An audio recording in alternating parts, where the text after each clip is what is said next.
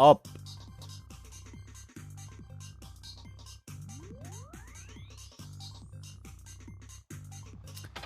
What is up? It's Draft League time, bitches.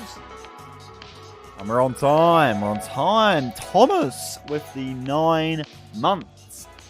Time to give birth. Time to give birth.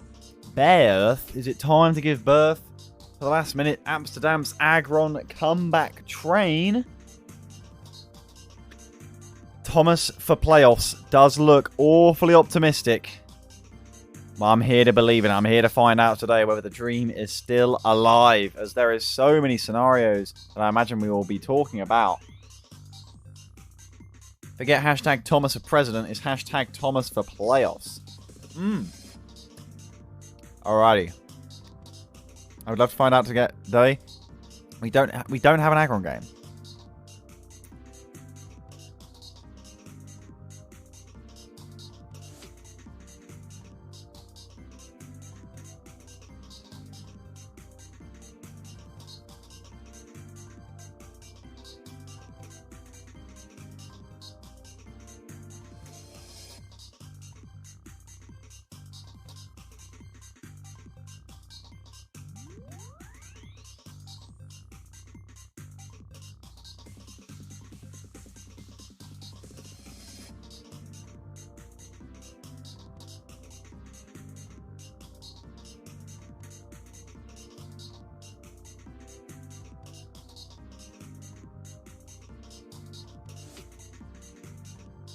What is up? It's week 16 in Draft League.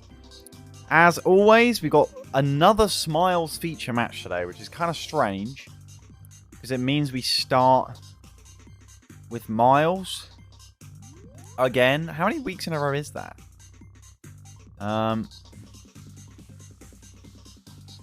4. It has been 4 in a row. Wow. That's wild. Well, Miles slacking, not getting all their replays done, but hey. That is how it is. You have any games against the Clefairies? I don't believe you've played the Clefairy. You did that. But you probably think you did that game on time, Thomas, because to you on time means by Wednesday, right? But no, it wasn't. It's just like this one. So we don't watch late replays unless there's an overwhelming demand to. So yeah. Looking at the standings going into the penultimate week of the Miles Conference. Now we know the Mimikyu are confirmed top 2. Today they can secure top 1. Not that there's a big difference. So the real question is, will there be more change in this entire section? And mathematically, we can include the Aggron as well, even though they haven't played their game, so we don't really know. So, that being said, we won't get to see the SuperRods today, which is a little bit of a shame, but we will see all the teams. So it's fun times for Joda, Tim, and Failures to see what kind of damage they can do. Now, the first matchup we're going to be looking at is an absolute barn burner. Barn builder. It's between the Liverpool Litten and the Super Hoopa, who are just 1 match apart in record. Of course, Nelson and Joe very familiar with each other. I was informed by Horizon that apparently coming into this game, Nelson has basically never beaten Joe in about 5 or 6 attempts across various seasons of Draft League. So I guess not only in score, but certainly in terms of momentum, having only just ended that 5-loss streak, the Super Hoopa will probably be underdogs here. You think it's more than 5 or 6? Oh my god. We'll see. So what have we got? 0-11 before this game. How? At what point do you just get a bit of a lucky game? And some RNG. After 11 attempts, there's got to be at least 1. Alright. So we're here in the Hoopa corner. They got the Hitmon top. Pretty cool answer of sorts to the Greninja. And not too bad against the Nihilego either, but I worry that the Nihilego switching, which is probably Bronzong, might get a little bit trapped by a Magneton. But the Tornadus Therian is an absolute monster and outspeeds everything that isn't Scarf apart from Frog Boy. I think Slowbro is going to get dumpstered. I don't know. The only thing Slowbro's here for is Gallade, pretty much. But it's possible. The Mamoswine and the Tornadus, very scary and some really nice utility for the Liepard. As for Joe, he just needs to keep hitting things until he breaks the Slowbro because there's not enough recovery to be able to sustain through it. And to be honest, there's so much offense that it's almost impossible to sustain through. Anyway, so turn 1. Is it Tornadus? It's not. It's Magneton trying to catch a Bronzong. And it's got a balloon, so it doesn't have to worry about Earthquake. Perfect stuff. U-turn to break that balloon.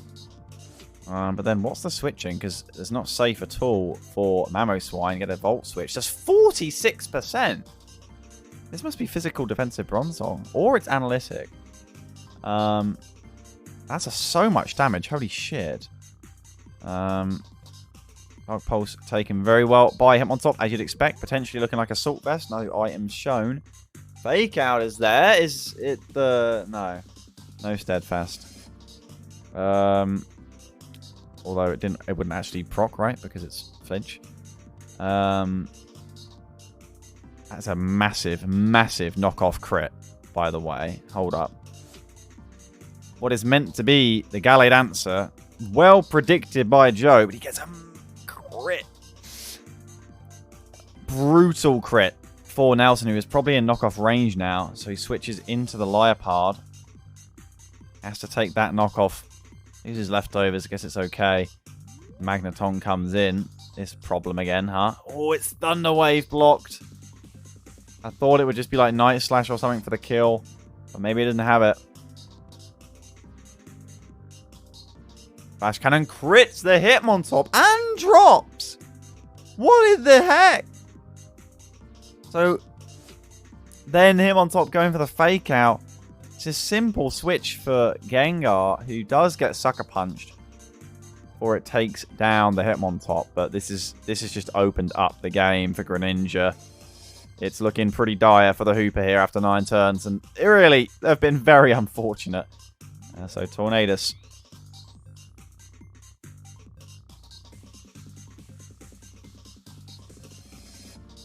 Bro. Heat Wave is 95%. You always worry about missing your Hurricanes on Tornadus. You never think about missing your Heat Waves. That's ridiculous. I think it's just over. There's no way. There's no way. We need to see the most insane Sub-Salic Mamoswine pop-off in history. Nelson can't catch a break. They're refusing to put a foot wrong. Tries to catch him out with the second T-Wave, but I mean, the Magneton's got no reason to switch. It just takes down.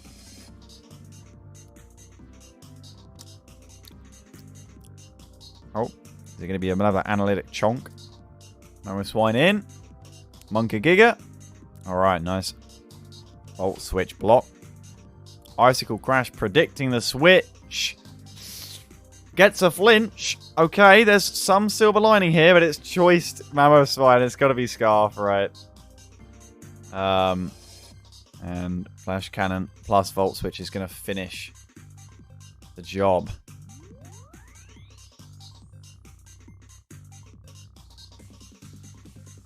Mamoswine back in. Sash on the... Is it Grass Knot? It's Power Gem. And then Tornadus on it. Probably dies to 2 Ice Shards. Oh, of course he's confident in Scarf. What am I saying? We figured it was Scarf because it went first over the Nihilego as well. Supersonic Sky Strike. Bang. Well. That's not an AV Tornadus, that's for sure. This does not look like it's going to be a Joe 3-0. Let's put it that way. But it's not going to be a 6-0. Is this going to eliminate the Super Hoopa from playoff contention? It actually could. That's the wild thing about it. Hang on a minute. How many flinches do we need for it? Never mind.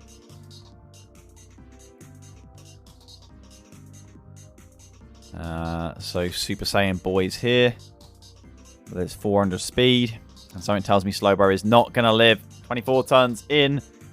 It's a very convincing win for the Liverpool Litten. And the run for Nelson lives on against Joe. But that was horribly, horribly unfortunate. We were cheated out of a much closer battle, I'm afraid. On 12 next season. Alright. I've been told this battle is very interesting. And it features some strange sets. Let's see if we can figure them out before we head into it. Well, on the near side, you've got Sniper and the Stock Martinez Starmies looking to stay on course for top 4 and maybe even have an outside look at top 2 depending on other results. Hatcher Seasons RNG. The Altarias have not been on it this latter half of the season. I think Sniper will be happy to be playing them now instead of before. But you never know whether they're going to find the form again. Out of playoffs, you don't know how much time they'll have been putting in as well. So it's always hard to know. That's the luck of the draw or the schedule. What the weird sets could be. Well, we could see some weird stuff with Rotom. I can't see much being different for Ariana. As for Sniper, God knows what she's thought of. Maybe some baton pass action with Vaporeon again. But we've seen that. I don't know. No Ferret or Clef. I mean, they both just get dumpstered on by Zapdos, right? Alright. The Fable by Beedrill. And Pharaoh by Zapdos. Obviously, it's nice to have Pharaoh for the Beedrill itself, but I guess Rotom can do that as long as it doesn't click knockoff. It's kind of weird. But it's not like Beedrill can run protective pads, so I guess, you know, there can be a lot of chip, but then chip doesn't really mean anything on Beedrill because as long as you can actually hit it, it will die. So, I don't know. Alright, well, let's just go from the top. Turn 1, it's Zapdos. Opening Zapdos is weird, so it's probably offensive. Quagsire, Hidden Power Grass, it's just dead. Okay, what was Quagsire? What is this turn 1? What is this? So, why Quagsire? What are you predicting? A Beedrill lead? That way you can punish the U-turn? It's not like Quagsire sets rocks though, right? This is a nice Hidden Power Grass Zapdos catch. It was always going to be a big threat to the core of Clefable Ferrothorn, while it can still be very much a threat to the Quagsire. So there you have it. Down goes Mr. Quagsire. And it's Life Orb Zapdos. Okay. Well, of course, forces a Scarf out of the Kyurem. So that's pretty interesting. We see Vaporeon come in. Ice Beam. Does a lot of damage. Freezes. That does way too much damage into Vaporeon. So Vaporeon's either not defensive or that's not Scarf Kyurem. Scald will break out. No problem. No burn on the Fur Coat. What if Fur Coat meant you took double damage from burn? Old school Scald. Gen 6 Scald. Horn. Acid Spray. Drop in defense, of course, was probably used as a counter Clefable setup or something. Well, Kyurem's going to come in off the parting shot as another Acid Spray connects. Very cool move. Draco Meteor does not kill. Z with this half defense. But then again, parting shot means that even then it wasn't quite have been a kill. The Skuntank is going to be saved after the Z fire. This Draco comes on down. Very minimal damage. Alright. Haven't seen anything too wacky from this battle right now. It's just the Altaria struggling to break through Vaporeon. And the Starmies slowly chipping him down. Plus Life Orb may hurt. But there's no ground types here. So it's a free Volt Switch to chip at this Rotom.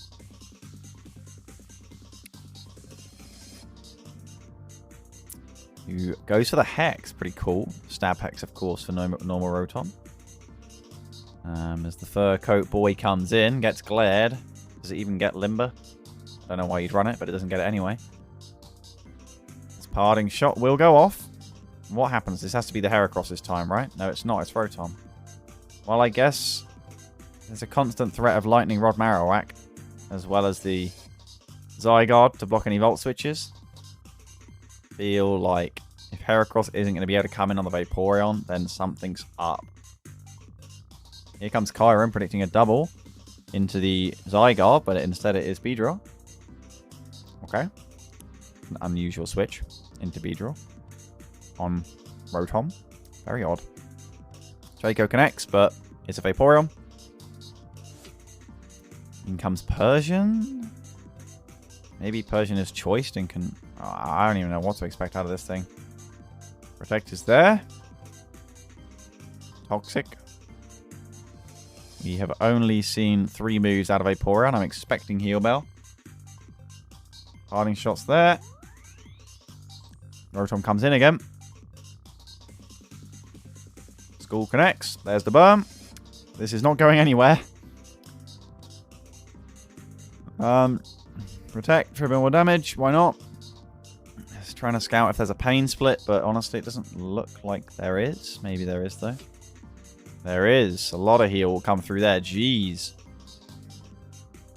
But Vaporeon will continue to click Wish. I am enthralled. Heracross in on the Vaporeon. But this time not on a free switch, but it turns out to be, which is very, very cool. Does its Mega, when subbed, live? That's the question. We're not going to find out whether it lives the school, but it has got the sub off, which is cool. Zygarde, very tanky, can certainly take at least 1 hit. And there it goes. Zygarde can break the sub. Core in... The ability was suppressed. Is that as... What the fuck's Core Enforcer? So it's a... Is this a signature move that no one's ever used because it's probably garbage, but is very cool because it shuts down Skill Link on Heracross? And it goes through sub? So it breaks the sub, but also suppresses the ability through sub. So... I mean, frankly, Ariana should stay in because 3-hit Pin Missile still probably kills, although it is a roll. And you'd back yourself to get 3. And then the Zygarde's dead. But no, the switch comes out to Persian. Core Enforcer. And the rest go... Oh, this is just fucking depressing. It's a 100 power special move. Oh, wow. It has Focus Blast. And it hits it. Wow.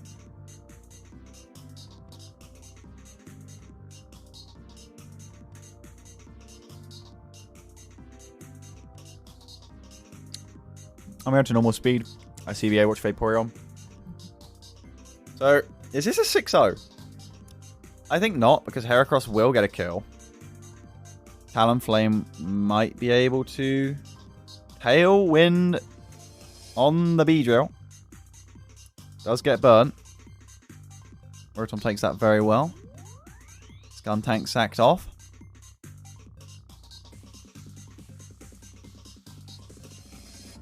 Is that Scarf? Marowak? That thing's rapid. Or Rotom's just super slow. You would expect that... Oh, it's Tailwind. I'm so dumb.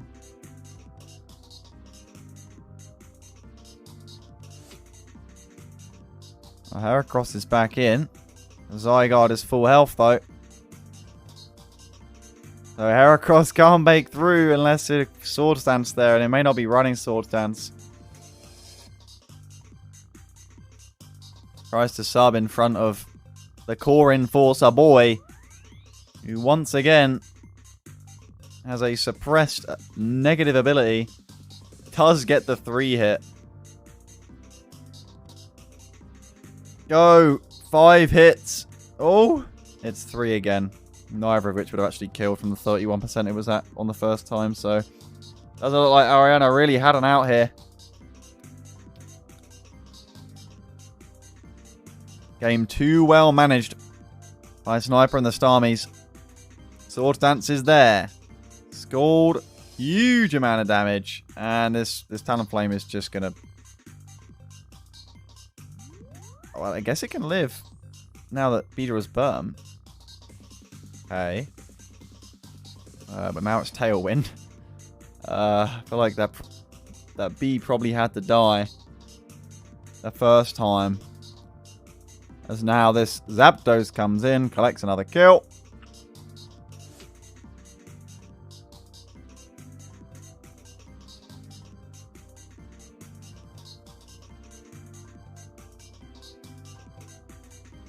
Why did Beedrill go behind the Talonflame, by the way? Hold up.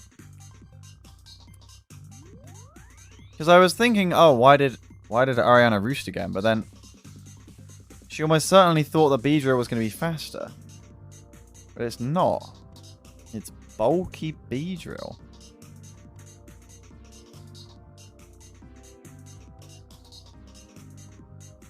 I guess that way it takes something better.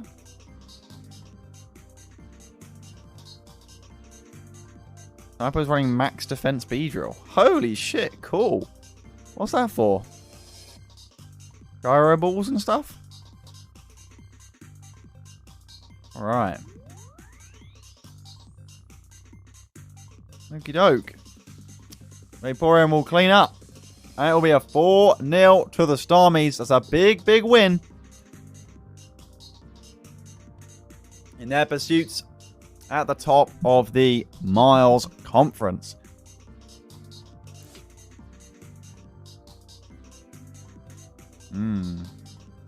Max defense Beedrill to wall and set up on Quag. Oh, you roost as well. I guess Quag does do nothing. Alrighty. Oh, my thing is not looped. There we go. We move on to the Clefairy, who we did not see last week.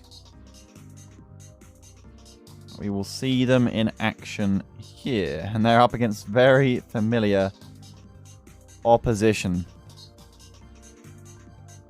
And here are the Beedrills.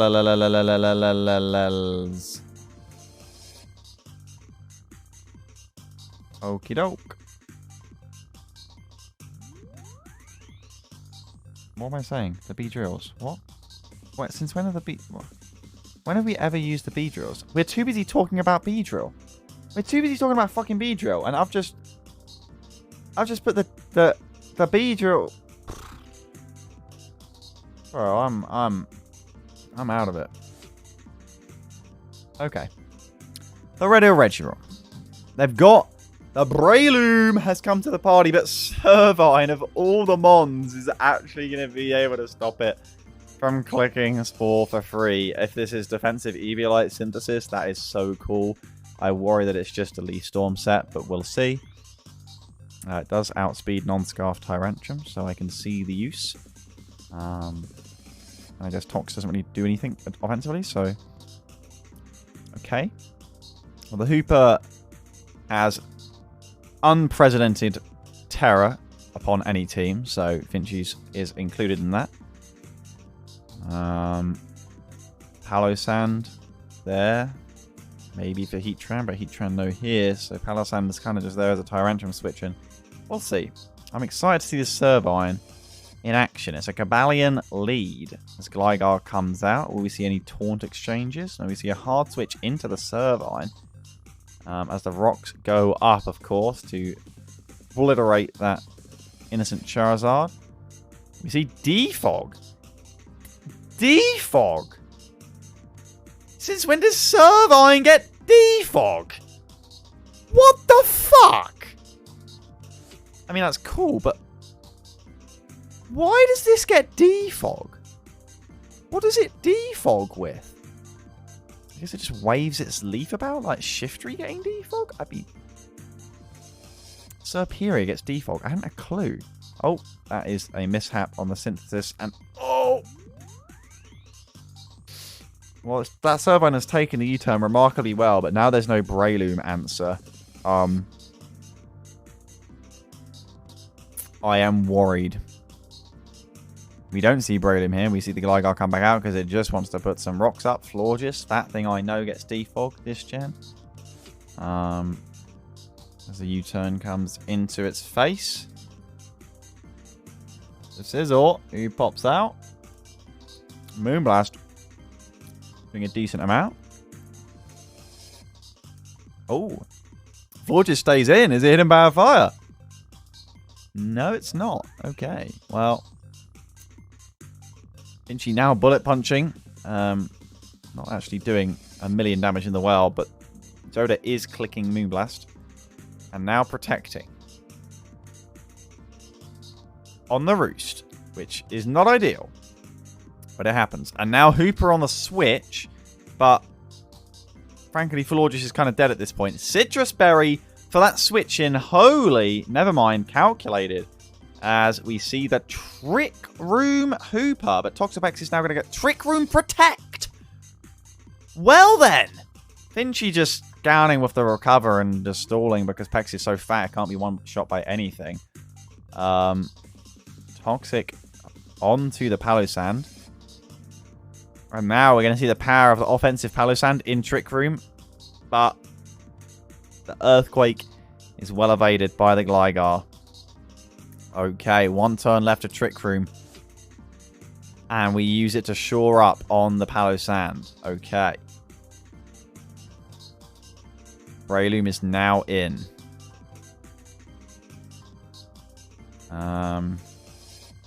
Swords Dance in the face of the Palossand. Earthquake does not do that much. Looks like Technician Loom, of course, because no Toxic Orb shown. As one Bullet Seed will pop that Sandcastle, and now we got some real trouble. Charizard comes straight in. Does it literally even live? Certainly not if it megas. It has megaed. And Breloom stays in and clicks Spore. It's faster?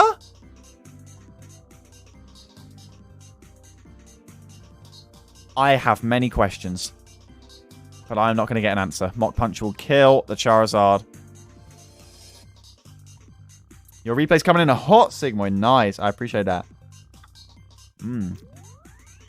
Yeah, this Cobblin is going to die as well. In fact, I think everything's going to die. This is 6 kills for Breloom. Fair play. Ariba's Dragon Dance. That's fair. But you're faster. Min speed Charizard for Trick Room. I understand it. Against Pex Mega Scizor, I'm not really a fan, but I understand. Alright. Mach Punch probably didn't kill if it didn't Mega. Unless I'm wrong. Maybe it did, especially with Life Orb. Alright.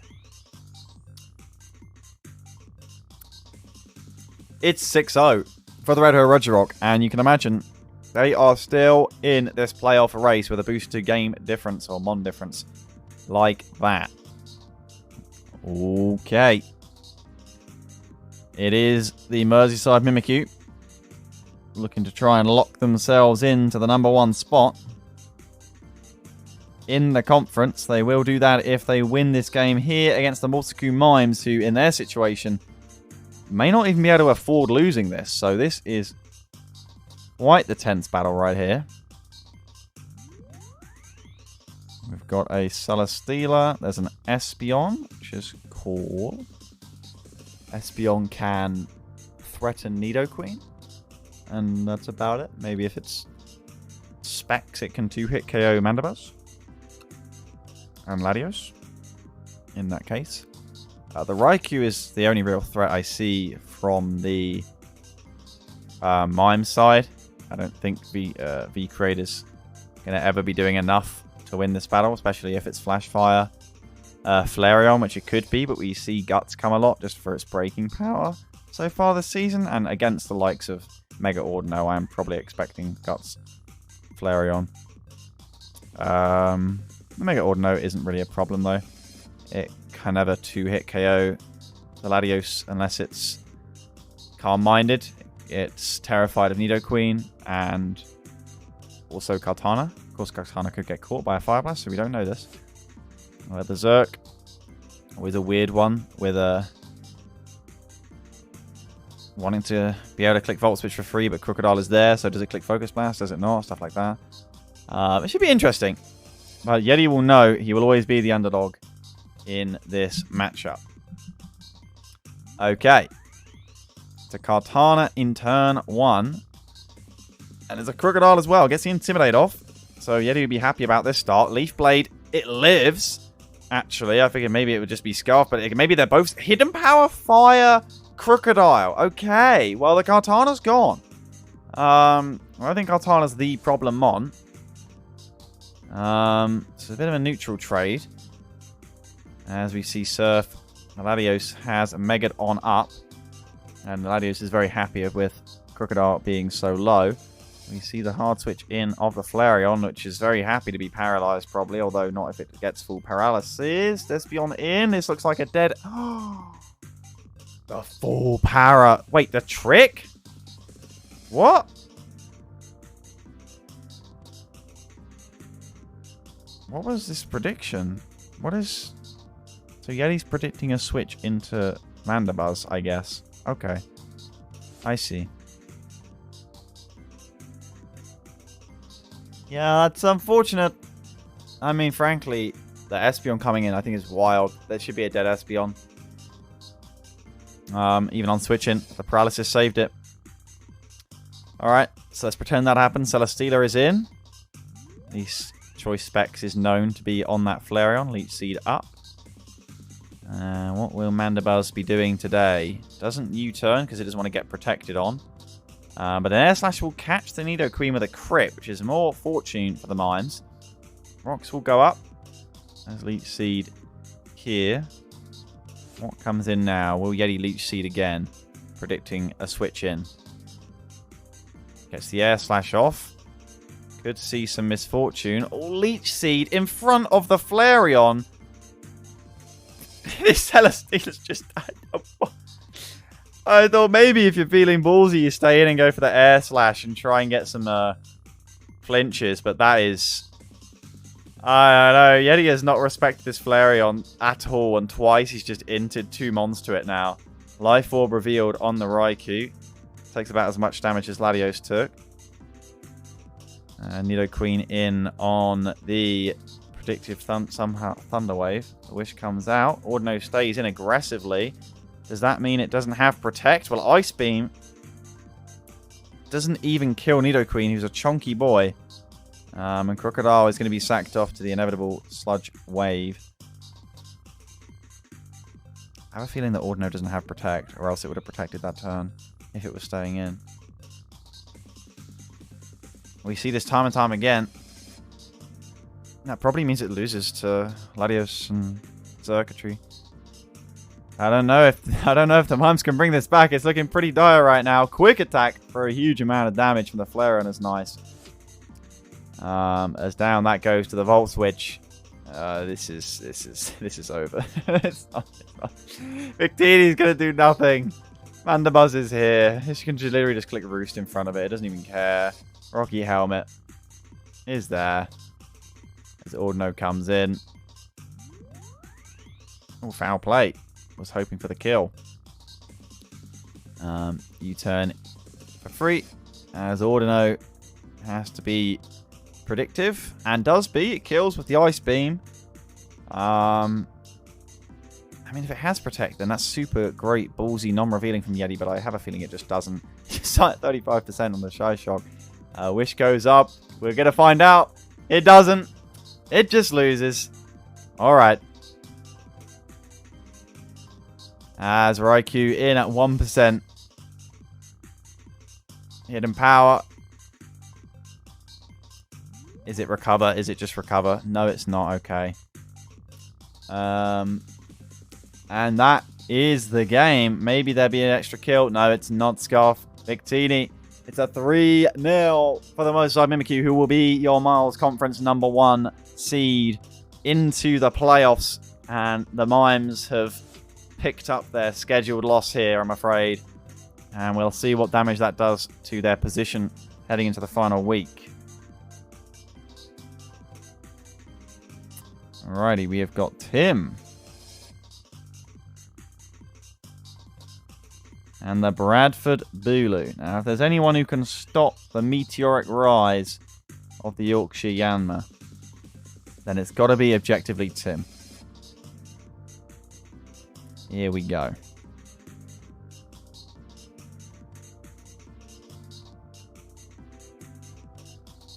Right. There's a Relicanth on the screen. What's Relicanth out to do? Probably some head smash action. Probably 1v1 Kyurem, at least if it's healthy. Although I don't know about special Kyurem with Life Orb Earth Power. Well, there's no happy switch into head smash. Tim needs to burn that Relicanth. That thing is a threat. I would assume it's banded. Because that's just alpha. So we've still got the Mew, Klefki, Conk, and Garchomp. What a little combination they've proven to be, but no ground immunity. I can see Seismitoad having a bit of fun, but not really the strongest ground type hitter. So here we go. As immediately it is Seismitoad turn 1 with the Relicanth trying to catch an opener. Seismitoad, Black Hole %. Alright. Well, they've traded rocks and Mew is now going to soft-boiled. Knock off for 54%. Probably should have knocked off first. Unironically, Tim could have. Oh, knock off from the Icy. Probably predicting a switch. Tim might need a Scald Burn if he's going to put more pressure on, but he doesn't want Scald Burn because it's going to be burn on the... Oh, Poison Jab. And that also, if it does get a poison, okay. Well, Seismitoad's poisoned now as well, so kind of awkward. I mean, if you trade Seismitoad for Mew, guess it's good for Tim? Guess it's good.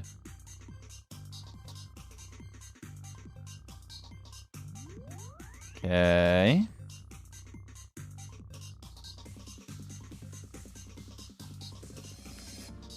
Well, Mew and Seismitoad are best friends. One of them is healing up, and one of them is not, though.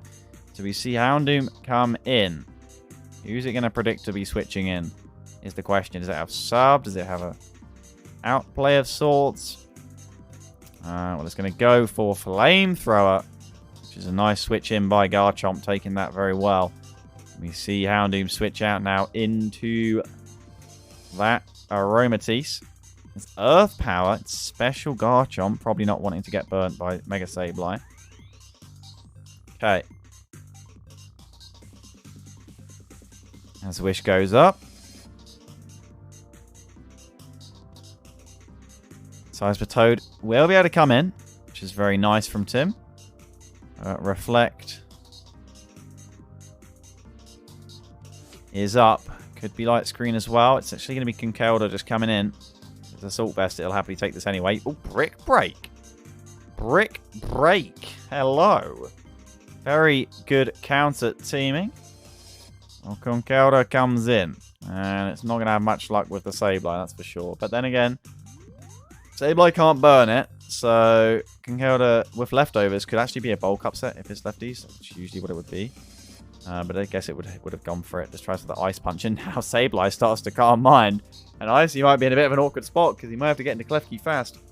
Oh, but it is bulk up Conkeldurr. Who's going to win this fight then? Well, if it's Shadow Ball Sableye, it's going to start chipping away pretty fast right about now. And Conkeldurr can't heal with Drain Punch. Icy switches out and he realizes something's up right here. And Sableye switches out as well. I guess he probably had like Dark Pulse or maybe a move that didn't actually hit Conkeldurr fast. Well, that was really weird. But Spore has come down on the Klefki. Tim says, what the fuck have I put on this Mon? Oh. Okay. Well, Sableye's back in. I'm looking for... Brick Break also on Sableye. Can't mind Brick Break. Nice. I mean, it's still got room for Recover and Will-O-Wisp. But then the Calm Mind is a bit useless. You going to be able to tank this? I would have thought it would have tanked it, but Aromatisse predicting the Draco Meteor, I guess. But it's Substitute from the Garchomp on the potential Will-O-Wisp. But then again, Garchomp probably can't break through the Aromatisse, so Icy's actually not really getting far with this. Aromatisse confident it's not going to get crit on this Earth Power, and forces a switch to Mew. Alright, Tim's holding up fine against one of the most informed teams in the league. It's not been a conventional battle, but it has been tense. Mew continues to heal. That poison very value on it, though, without the leftovers. Now Noom will take the rocks as Mew goes for the knockoff, gets rid of the choice specs. That's a big deal. We'll have to see whether Conkeldurr comes in here. It is. Predicting Tim to switch up the moves, and he does. It's a perfect read from Icy. As Aromatisse in, but a little bit sketchy after the rocks, that's for sure. It's bulk up, though. Greedy from the Conkeldurr, and I think Icy's missed a chance there. Aromatisse back in and able to pass up another wish. Relicanth, though. This is the one we were talking about at the start of the game. Who wants a head smash to the face? Anyone in chat? Well, there you have it. I thought it might be Protect, but... Nope. Kyurem is in. Can it even kill? No, it can't. Relicanth lives comfortably. That one is so tanky. Hits the head smash again. Down goes Kyurem, and it has just fallen to pieces for Tim. Oh, man. Relicanth. Mark the Relicanth. Tearing the Bulu a new one. And that's game.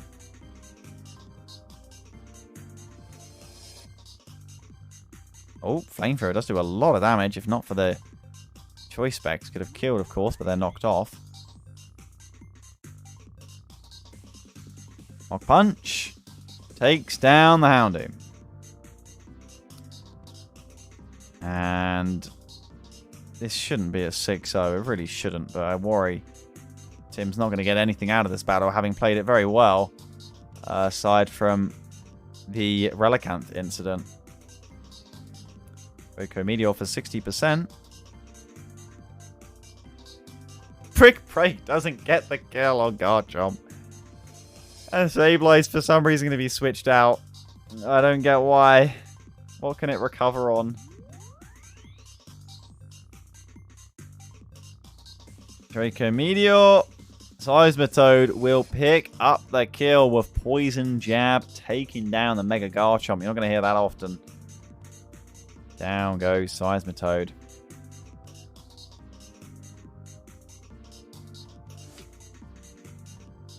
Moongus. Does it outspeed the Relicanth? Oh! I mean, if it can dodge the Relicanth. Foul Play takes down the fish, who fails to hit its third head smash in a row. Is this the comeback from a Moongus? I mean, if not for Starmie, I'd believe in it. The Ice Punch is a lot of damage. Foul Play does not kill. But Conkeldurr will go down to... Actually, it would live another Foul Play. I don't know. Maybe it has Giga Draft. Oh! The Ice Punch crits and Hypnosis goes down. And I'm pretty sure Conkeldurr can kill from here. It'll be 4-0 to the Yorkshire Yanma. The march continues. And the Bradford Bulu couldn't stop them. Relicanth, what a mon. Is that the first time it's come this season? I'm pretty sure I have not seen it before today. And it is the second place Buckingham Bonsly, who we come around the corner to see, and they're playing the Portishead Ponyta. What an elite matchup this is in the Mars Conference. Two teams that weren't rated overwhelmingly highly coming into the season, but they've proven themselves to be top contenders. The Bonslys needing a win here and then a big win. But But then that wouldn't even be in. They wouldn't even be in touching distance to the Mimikyu, then, would they? So no, it doesn't even matter. They're just playing to keep second. It's a tough matchup for you. Well, let's see how you play it. Where's the Ponyta? There they are.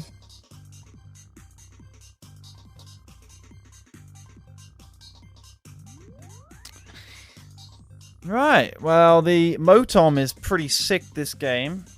That's for sure. In fact, it destroys everything on a one-on-one. Though it can't hit back at Coco too hard. Pinsir's not a happy Leaf Storm switch in. Tangrowth been forced in. I mean, I feel like your matchup's pretty good. You force switches constantly into Tangrowth with Leaf Storm, and then you just Volt Switch out into Leavanny. No? Well, I guess Jirachi's pretty irrelevant, and everything's going to be able to have Grass Knot or Surf for the Mudsdale, so that's going to be threatened pretty quickly. Lycanroc's a threat, but not with Tangrowth high HP. Salazzle probably has to be like Scarf, but then even then, outsped by the Raichu combo.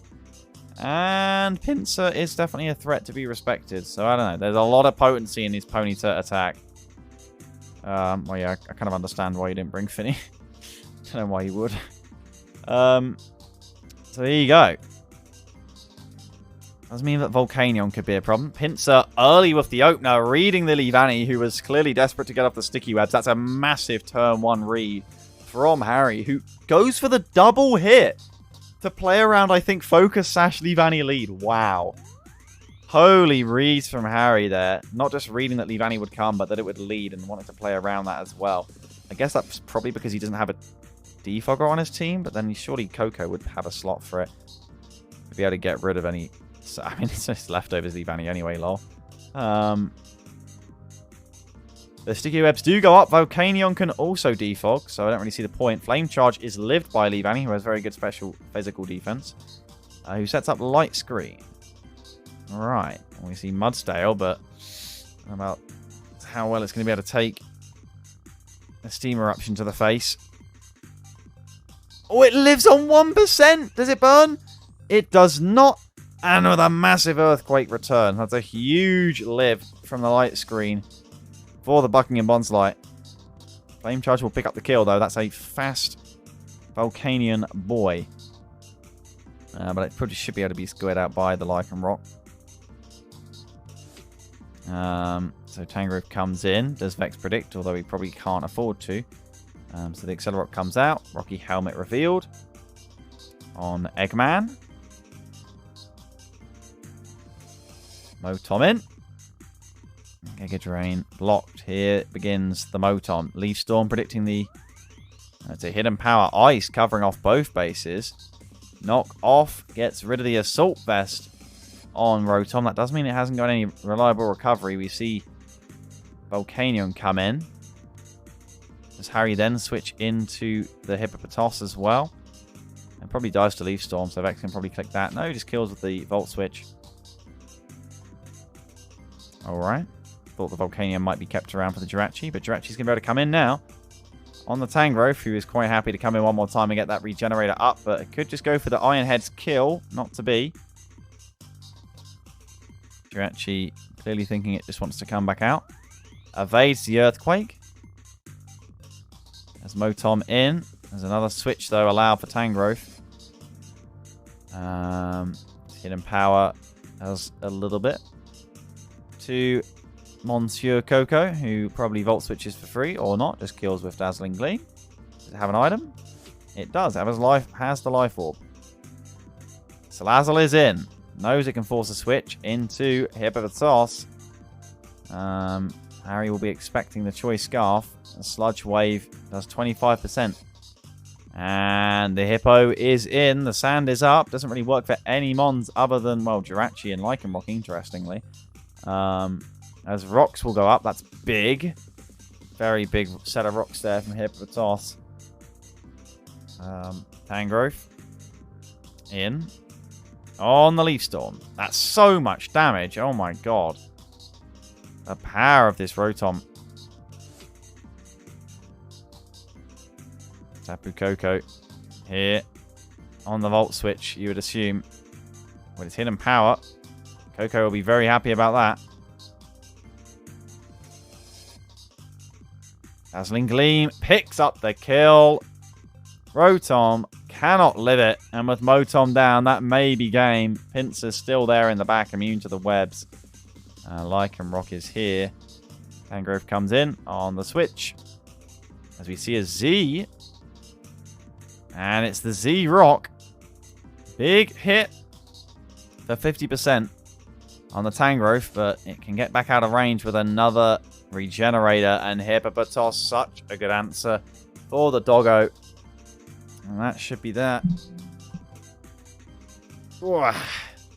Salazzle comes in. Ooh, it's dead.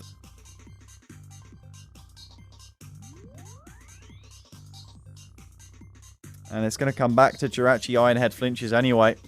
Rex kind of missed an opportunity to go for it earlier in the game. Ironhead doesn't even flinch the first time. At this point, it's just down to Tangrowth killing it from recoil. Yep.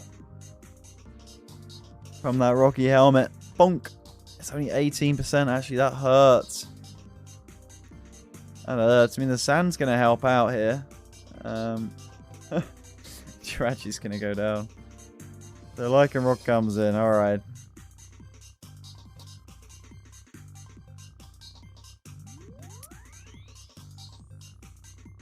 Toss in, playing for diff. Harry getting greedy. Stone Edge crits for 27%. It wouldn't have lived 2 anyway. Maybe just wants to keep Tangrowth stats up.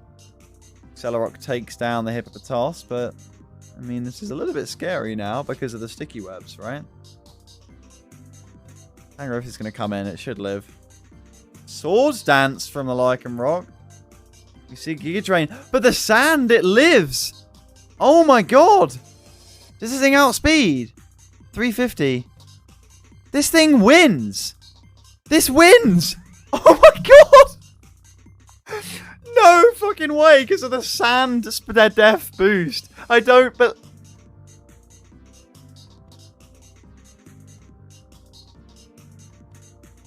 It's slower than Pinsir.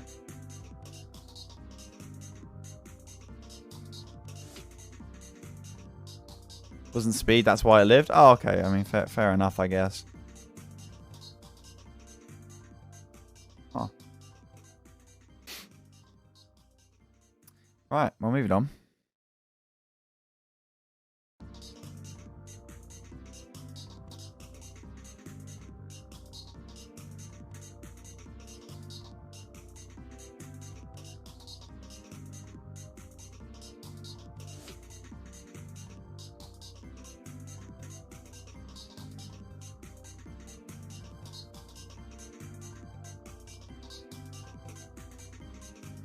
A lot of SPDF investment on that Lycanroc.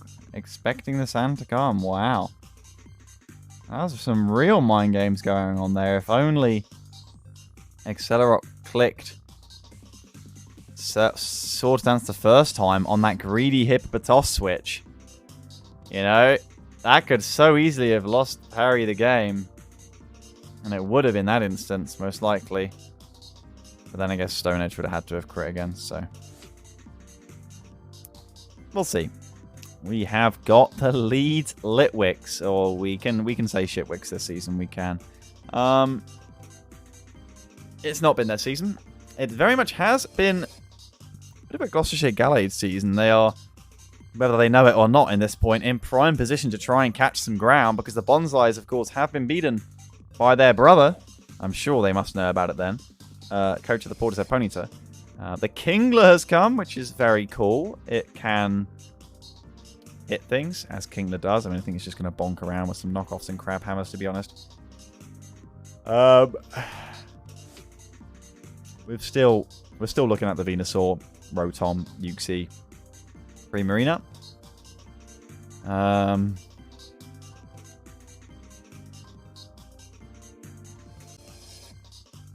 So, what does Phalis have to break that? Well, the Reuniclus is actually absolutely impeccable this game. Outside of the Weavile. And, of course, Kingler to an extent. I don't know. Yeah, what's up, Bottle? How you doing? Oh! Oh,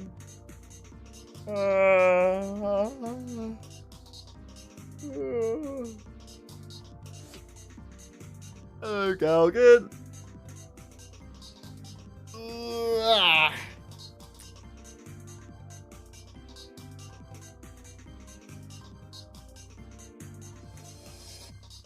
They didn't bring Ditto. I mean, with the amount of baton passing Falius has been doing for the Litwicks this season, it's a fair point. Probably not room for Kingler and Ditto. Although, frankly, yeah, Ditto's probably going to be better than Kingler. So we'll see. The Gallade will certainly be expected to have this one under control, but you never know. These Litwicks could suddenly stop being the Shitwicks. It's a Kingler opener, and that immediately regrets it. In comes the Uxie, pretty good answer for the Medicham, of course, who goes straight for the predictive substitute. Falius with a chance, and he's going to Zen Headbutt at 18%. While the future side is there.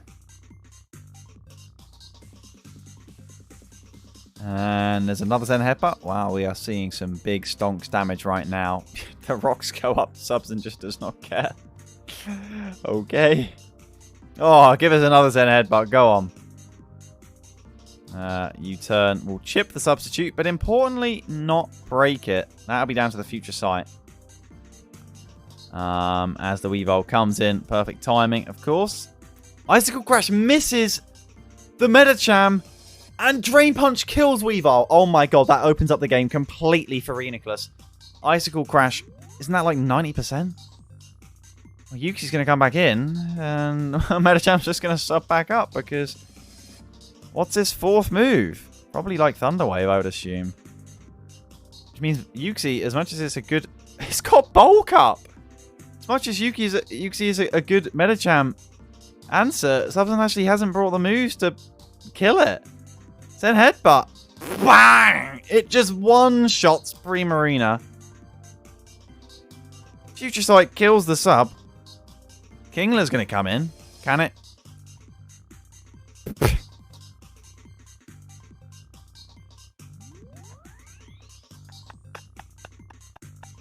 Oh my god! Bro, Failure subs up in front of it. How cocky is that? Oh my god. Oh, Zen Headbutt misses. There is a god. Some karma. Finally. 90% for 90%. But I'm afraid Subson will fairly feel that this Medicham shouldn't be alive right now. It has absolutely broken him. That's a smiley face nickname right there. This is the Litwicks that we came to see. This whole time, Rotom lived a hit. And overheated. But smart Drain Punch helps keep the Medicham out of range. And it's going to be able to kill everything after one bulk up. Subs and forfeits. It's a 6-0.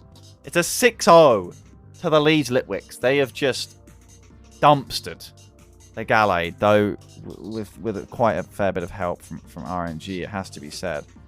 I don't know. I'm assuming that Weavile Icicle Crash would have killed. It's probably Life Orb, maybe Banded. Unless someone can tell me that Medicham was running some insane bulk and might have lived or something. Substance potentially throwing top 4 because he has a 3-0 bye. Is Substance bye week the last week? Next week? So he just has to watch and have no control over whether he's top 4 or not. Oh, you know what Substance is like, man. He's not going to get any sleep this week. He's going to be sat there on the tab just clicking refresh. Refresh. Refresh. Refresh. What has he done? This game has just putting him into an absolute torture. It appears we have another replay between the Fish Pond SuperRods and the Amsterdam's Aggron. Him and Harry are tied. Wait, so they're both the same on difference and the same...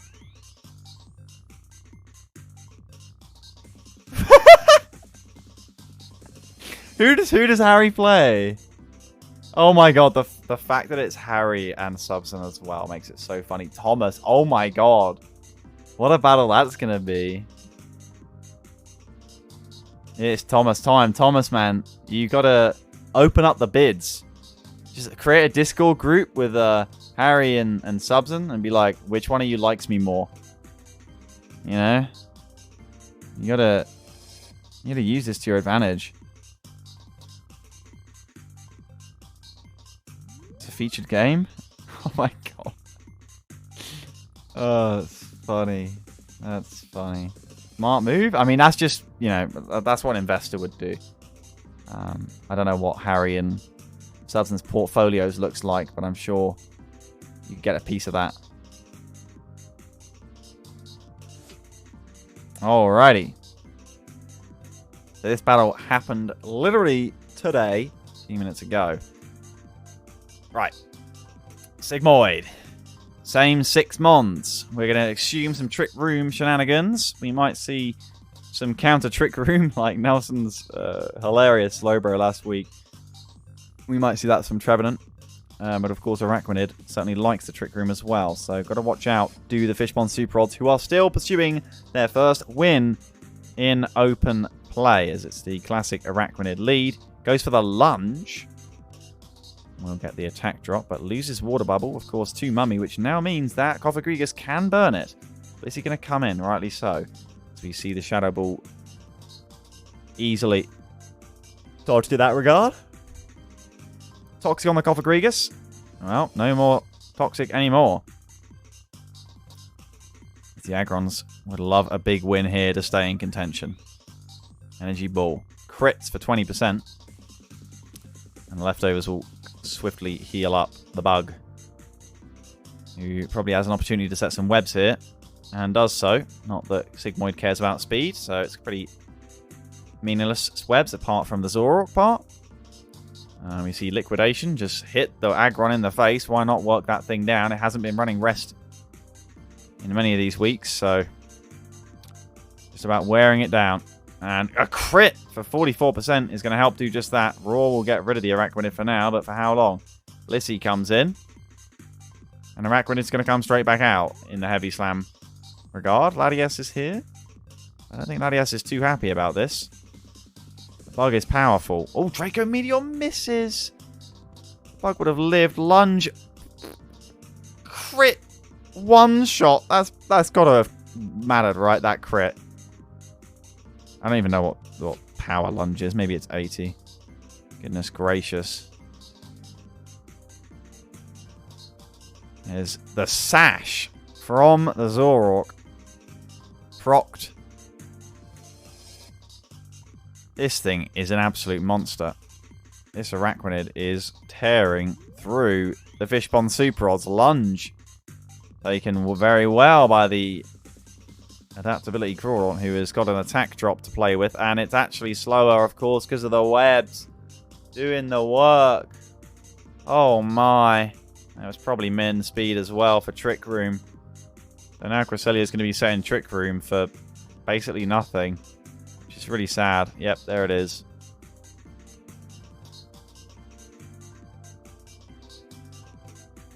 You know, it's Zoroark when Cresselia gets hit by Sticky Web. Yeah. Healing Wish, or the Lunar Dance, I should say. Brings in the Aggron, but we already know that the Aggron can't do much, and it's Reflect on the bug as well. Also, what am I saying? It's not Aggron, it's right, it was Zoroark, bro. Cofagrigus will be able to go first, but like it just gets jonked by the... I don't know what this Cofagrigus is running in terms of EVs, but it always seems so frail. Salak Berry will raise its speed inside Trick Room, and it's still slower, so it can get off the Destiny Bond and will take down the Araquanid. A very unusual turn. I thought it might be 80 power, huh? But it's not like adaptability, because only water type moves with Water Bubble, huh? The Earth Power shreds through the Zoroark, thanks to the Sticky Web. And Aggron will go down too. It's a 5-0. And unfortunately for the SuperRods, it's par for the course. Nice win by the Aggron. We'll see how that affects the standings, because we've got all of the games from the Miles Conference to look at here. So we have a perfectly up-to-date standings. I'm very excited to have a little look at this. Enjoy my week off? Oh, yeah, of course. Levi, you're chilling right now. Or maybe not, because they're all 10 and 6. Look at this. So the most I Mimikyu, they're up at 49 mon difference and 15 and 1. All right. So the Bonsly still hold second as it stands, but you have to remember that their only remaining game is against the Merseyside Mimikyu. They play in the final week. You've got 3 people on 11 and 5. 2 of them tied, with, of course, the Gallades having a bye. They will end on 12 and 5 with a 22 mon difference, which can be beaten by the Torterras Vs Ponyta. And in the race for top 4, of course, the Starmies are not at all out of the race for top 2. And meanwhile, the race for the final 3 spots inside the top 8. So the top 5 are secure. They're in playoffs, but I don't know if anyone else is safe. No one else is mathematically safe. But the Aggron and the Hoopa are not in the race because they need 10 wins. And 10 wins is going to be the number, most likely, barring a weird set of schedules. Am I not guaranteed it on Mondiff? Well, surely not, right? If you lose 6-0, you're 16. And then if Yeti wins 4, he's on 17. You know? Vinci is mathematically out on mon difference. Yeah, that's not surprising, I guess. Even despite that 6-0 and a 6-win streak. What a second half of the season it has been for the Red Hill Regirock. But it all comes down to which one. As crazy as the Miles Conference, of course, claimed it is. It just comes down to which one of these 4 teams is going to miss out. You know? How's Thomas 12 with an even record? That's just kind of the way with the Miles Conference. I don't know. There's a real valley in the Miles Conference. They're not as smooth as Miles. You know?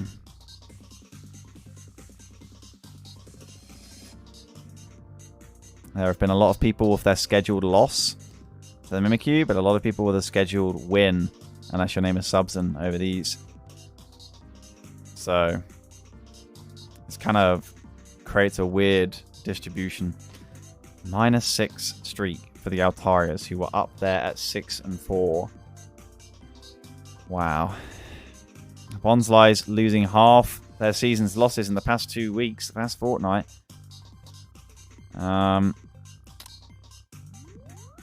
Yorkshire Yanma, man. They are finally into that spot. If they now lose their last match of the season and miss out, surely it can't happen. Let's see. Most importantly, it's who is playing who. Well, in the final week, the Leeds Litwicks play the Fishpond SuperRods. Now, that is a content game that I'm looking forward to. The Gallades, of course, get that 3-0 win. The Torterras Vs Ponyta are featured in their matchup against the Aggron. We'll have Harry on this very stream talking all about how he's desperate to win at least 3-0 and secure himself a spot in the top 4, which is hilarious. We've got the Nottingham Neuburn playing the Bradford Bulo, so you would assume that the Neuburn are going to be in to the playoffs, but it's not impossible. You do not know. The Bonslys, of course, do play the Merseyside Mimikyu. The Yanma play the Red Hill Regirock. So Vinci can, while he not make playoffs, he can absolutely keep Icy out of it. It's a big part to play for the Red Hill Regirock, who are very, very in form. In fact, the 2 teams on a 6-win streak meeting each other in the final week is fantastic. The Mimes play the Altarias, who still have a piece to play here. In their current form, you'd back the Mimes to get up to that 10-win count, but I don't know. The Mimes have gone a bit cold themselves. So the Cotswold Clefairy play the Liverpool Litten. So you would, again, assume that Joe and the Litten will be okay. But you just don't know. The Clefairy's got a Hoopa. And they got a Charizard X. Meanwhile, the Super Hoopa play the Stock Martin and Starmies in what is a match. And the Snipers Starmies do need to win if they want a chance of that top 2. And, of course, to finish as high up in the top 4 as possible. Because that will matter in terms of who you line up against. Subson has Harry on head-to-head, so it has to be 4-0. Now, this is going to be wild. You don't even want top 2? Oh, what? You wanna go in my branch, huh?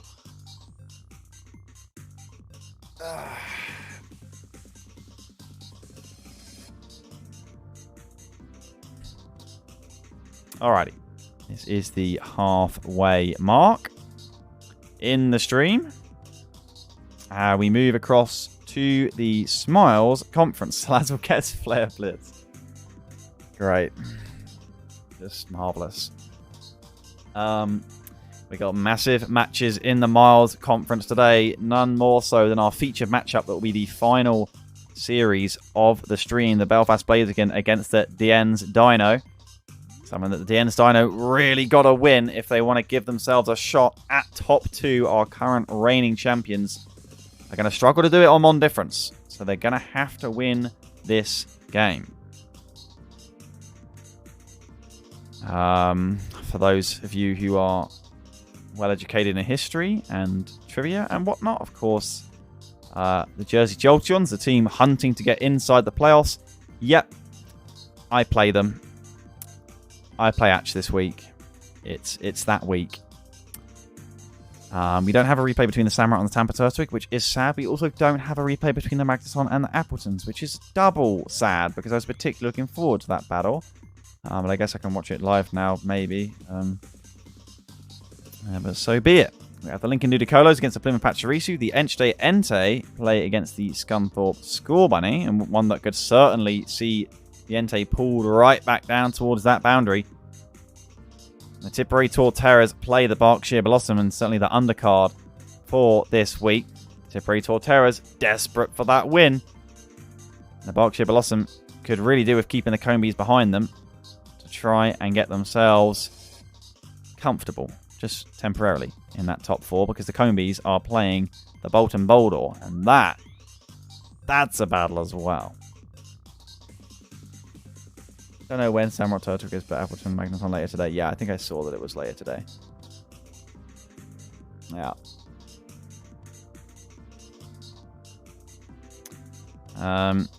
Which replays do we go first? Do I watch historic battles on the Showdown, like search them? What do you mean? Draft League battles? You know?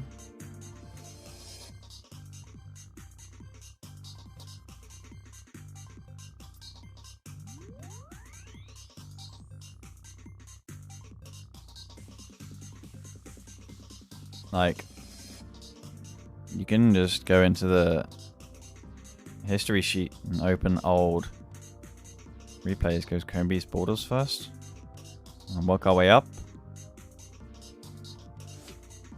Alright. Right. That'd be Wailords Jolteons, then Pachirisu Ludicolos, Scorbunny Entei, and Bellossom Torterras. Put it on fast, hyper fast. Now the Boldore's got a high... Vaporeon and Clefable. Is this what you're referring to?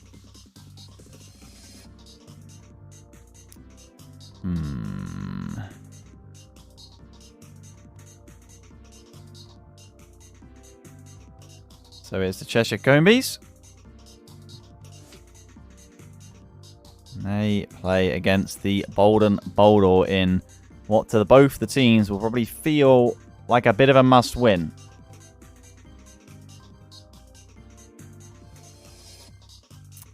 All right. Egglock this week. I know it's sad. It's sad. I'm in Edinburgh for the weekend and, well, the week, really.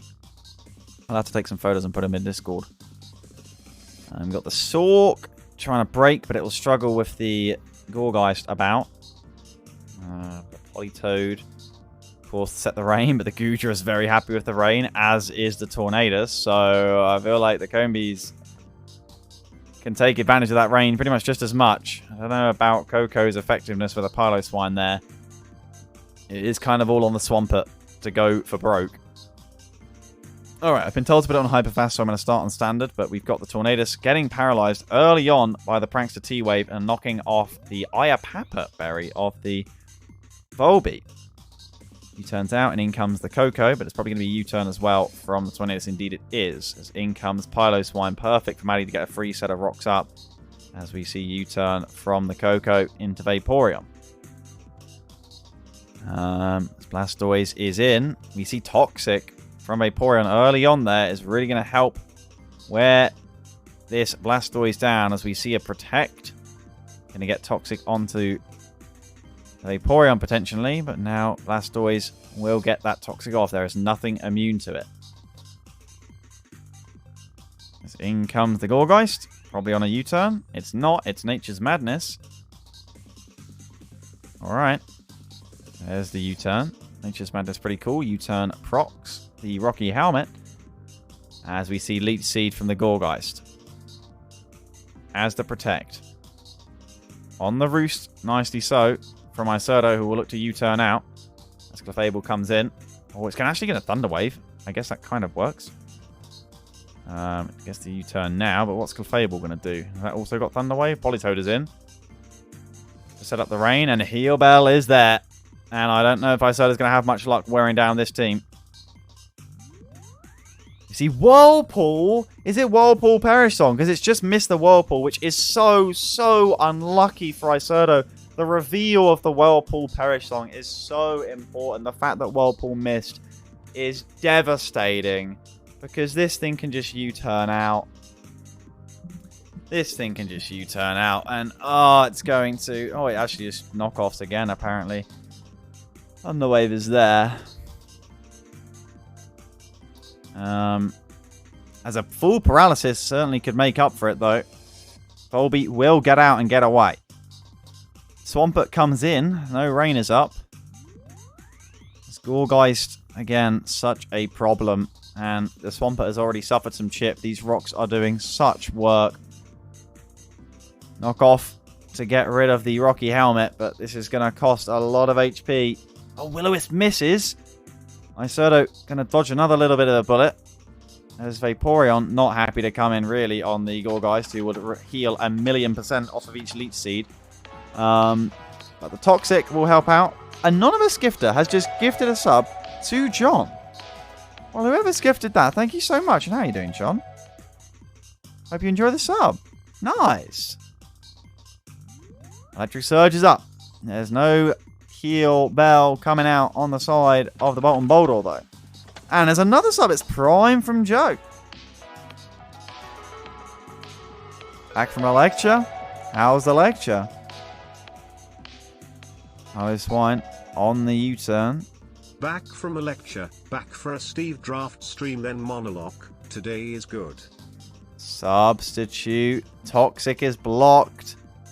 Ice Punch predicting the switch, but it's not to be. Swine living the hit on 1%. That's crippling for Swampert. You may have taken care of the Swine, but it's rough. Heal Bell is there from Clefable. It cares not about what this Swampert does. Protect. Just get as much happy leftover noises as possible. Do we need the sub roll in Discord because it never synced? Well, I can't actually give it. I literally don't even have the power to give it. It's all on Discord integrations. I cannot actually give the sub roll. It's very annoying that I can't. Moonblast takes down Swampert. Alright. Well, there's no ground type to stop this spam, but the Toxic, non-stop Toxics and non-stop Protects from Maddie. Not the most handsome form of gameplay, but it's very effective against such an offensive team that the Boldore sport. And guess what? Thunderbolt does not break the Clefable.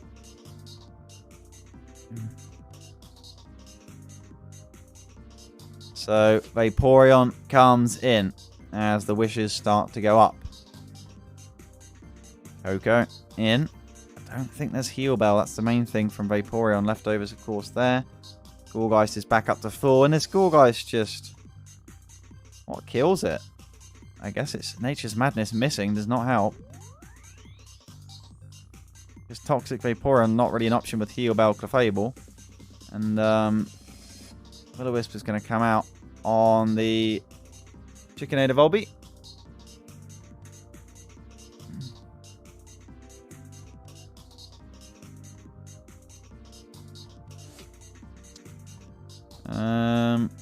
Yeah, I mean, Isoto can maybe... What's the PP on Perish Song? I don't remember. He's not revealed it, but I'm sure it has Perish Song. There's 22 Whirlpools. In theory, Politoed just has to catch one mon at a time. The issue is, the second that Politoed shows, it's going to be Tornadus. And I don't think Tornadus can... Yeah, there it is. Here we go. I don't think Tornadus can die to this combo.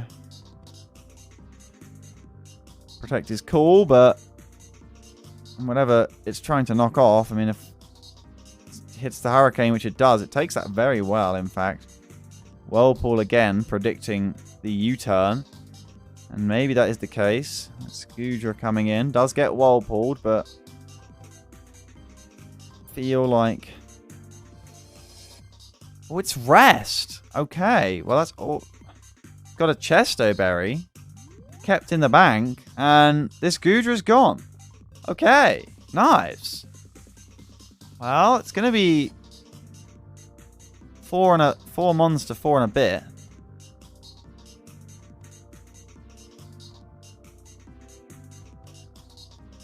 As the Dracos, you know, force a lot out of this Politoed, who is going to be asleep, though, and this Politoed is the only real remaining threat. You know, outside of endgame cleanup. The Toxic, well blocked. And the Goodra goes down. So in comes Mr. Toad again. As Tornadus will look to break through it. But Tornadus also can't kill it.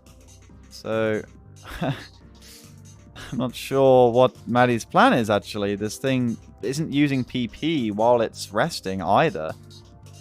So it has to be like a crit or confusion. But the Protect is stopping. This thing has to be Leech Seeded. But then Gourgeist becomes vulnerable. This Politoed is against the world, and it can actually win the battle. That's the crazy part about it. There is no offense from this Combees side. Gourgeist is going to come in, but it is paralyzed. And it gets fully paralyzed. Tornadus back in. On the Whirlpool. And Maddie, how is he going to kill this? The Hurricanes are running out of PP as well. There's 11 of them. I thought it was 8 for some reason. There's another one will hit. Praying for a confusion, but not finding it.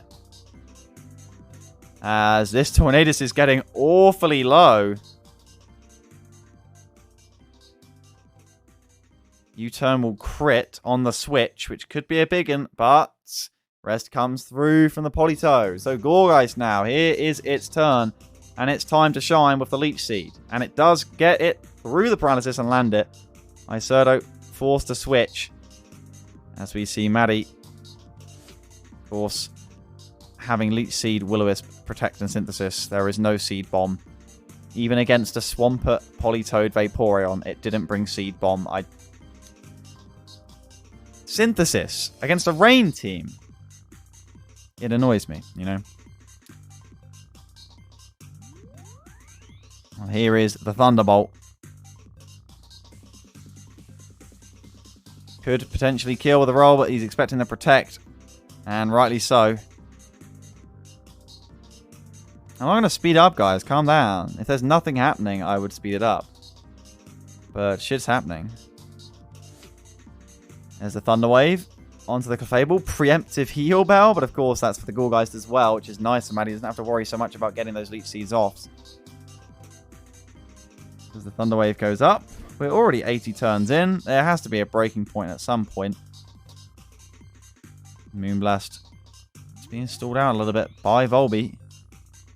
Bolton Boldores have done very well to keep up 80 turns and only losing 1 mon. As in comes Mr. Politoed. Does get the wake up call and the Whirlpool, but of course it's on Tornadus, who with that free regenerator and limited PP usage gets the Grass Knot, but it does nothing because Politoed not very heavy. Main thing is, of course, that Whirlpool is down to 14. Oh, a confusion! It hits itself! Oh, it's a perfect confusion for Maddie. It is the perfect confusion. Oh, it hits itself again on the Protect attempt. Oh! Oh, poor Politoed. Tried so hard. Didn't deserve to end like that. Hugo with the prime, with nearly 2 years, by the way. What's going on in the world of Hugo? I'm in pain for Isurdo. He was riding a thin line. Imagine the first Whirlpool hitting Clefairy on the reveal as well. Wow.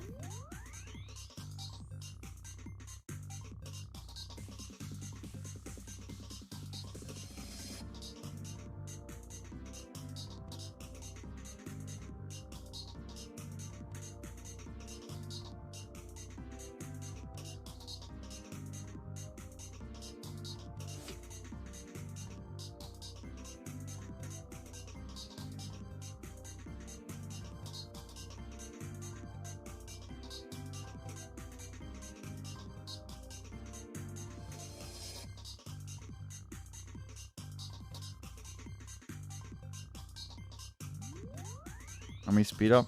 The battle's over, right? It's ending in seconds. As Matty will certainly lock himself into the playoffs here. No surprises there, but the Bold and Boldore are going to need some help, at least. This has been very unfortunate for them. And the Vaporeon can try and hold, but between Leech Seed and Clefable's PP as well, I'm not sure that it can kill. I'm not sure. Ooh, the burn actually hits damage. You notice unaware Clefable there. I guess that makes sense. Even more so that it's running Heal Bell. Unaware for what? What sets up? Power Up Punch. Swampert. Horlucha, I guess, is the reason. Also, Horlucha didn't come because of that exact reason.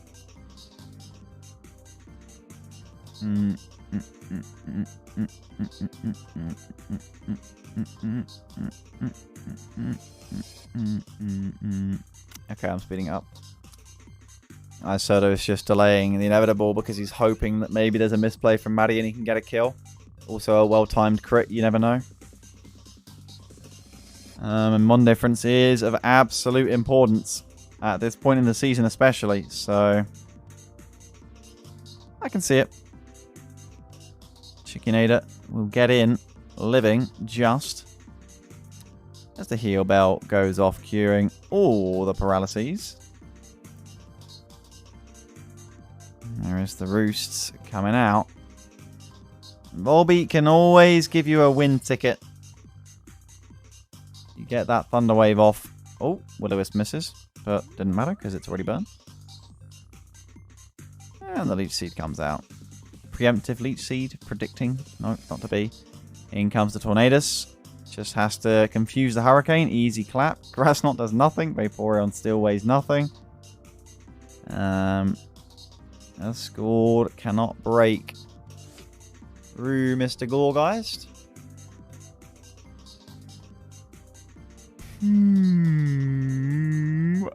Down goes Volbeat. Stone Edge, crits and one-shots the Tornadus. Moonblast takes down the Sork. And now a few more protects for the win. And Vaporeon, Alfred will go down. Trying his utmost. That was a 3-0 win for the Cheshire Combees. 127 turns. Ooh. I don't know where that ranks on length. I'm just a bit sad, really, that Whirlpool Politoed deserved better. You really did deserve better. Missing out on the Clefable and then getting confused at the most inopportune time. Really poor luck for Isurdo. Really poor luck. That was good, though. That was good. Sad ending.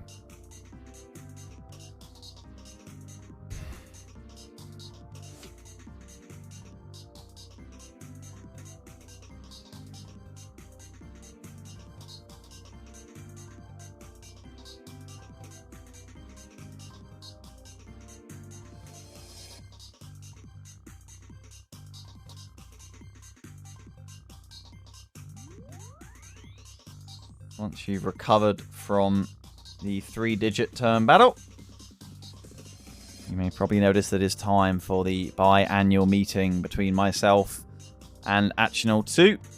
We're in very different positions coming into this battle on this occasion. But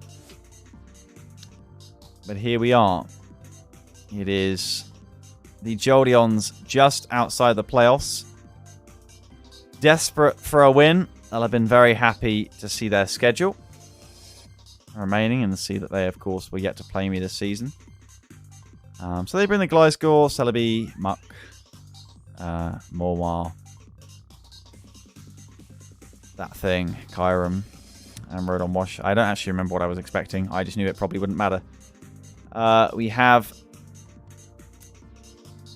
a very standard side from me, probably the side that Atch would have been expecting, albeit maybe not with Mesprit, I don't know. Yeah, I don't know. Yeah, this battle happened during the qualifying stream, so I was a little bit distracted as I was casting series while this was going on. But yeah, no, it was a battle. So turn 1, I actually opened Chandelure. And I get completely red with the Muck. So I have to hit Will-O-Wisp, and I thank goodness do hit the Will-O-Wisp. Keeps knockoff doing a minimal amount. But it's not ideal, because Atch can also Pursuit Trap me. Once again, Atch plays perfect and reads me like a book. And we'll bring Chandelure all the way down. So Ferrothorn comes in. I can put up some rocks, which is cool. Morwile can come in. It can, of course, Fire Fang. It could even Fire Blast. You never know. Or I could just Swords Dance. So I go straight back into Chandelure. It is a Swords Dance, so I have to make a 50-50 call. Do I Will-O-Wisp or do I Flamethrower? And for the first time ever, Atch does not hack into my mind and click the right move. So I actually kill the Morwile for free with the Flamethrower. Atch, of course, predicting the Will-O-Wisp that I revealed earlier in the battle. But he then reveals Light Screen Rotom Wash. Which I have no choice but to sort of attack until it goes down. At least it can't Pain Split off me while I'm this low health. So in comes a Celebi, at which point I know I'm in trouble, because behind screens, the weakness policy goes up. These screens have got a long time left, because there's a Light Screen, a Light Clay on that Rotom. Ancient Power will not get no boosts. As I switch into the Ferrothorn, I realise I've got to buy a lot of time, so I Protect. Atch says, you know what, I'll click Nasty Plot on your Protect. Okay, great. This thing's probably got Hidden Power Fire then. So I go back to Chandelure, desperate to try and stall as many turns of these screens as possible. But there's still 3 turns left, so I go back into Ferrothorn. On the Giga Drain. Atch, thank goodness, does not predict. But I also need this thing not healing up to a point where it's outside of Manectric range. It Ancient Powers to kill on this occasion, but that's what matters. It doesn't get the boost, the Light Screen goes down. So I go into Manectric, and I have to pray that it's a set that Overheat can hit and kill. I'm running Overheat, and it does kill. The Celebi goes down. So down the Celebi, and down is the Morwile. It's 2 big threats for the Jersey Jolteons, who for some reason don't quite connect on this occasion early on in the battle. And they get the Ice Beam to crit the Ferrothorn for 46% on switching, which of course puts it into Focus Blast range, which hits, revealing it's not Scarf. And the Ferrothorn goes down, which is not ideal. Mesprit in, thinking surely this thing is going to switch. No, it just Ice Beams. So I end up having to U-turn and bring in the Mon that I should probably have brought in ages ago that doesn't care about most Kyurems, and it's Finny. So Muck comes in. This thing's obviously AV, so Moonblast does tickle it, but the burn helps out matters. Make a bit of a risky play, and I switch in Diggersby. Of course, Poison Jab with Poison Touch very likely to poison, but guess what? It can't poison because Misty Terrain. And with this thing burnt, I can sub up in front of it. Sub Diggersby, not a usual. Mon, keep the sub intact. And I think Ash is in trouble at this point because he kept him muck. And let me set this thing up for free. So Diggersby is going to whack it in the face. And the Jersey Jolteons, their playoff hopes are going to be hanging by a thread because Diggersby is going to outspeed Rotom Wash as well.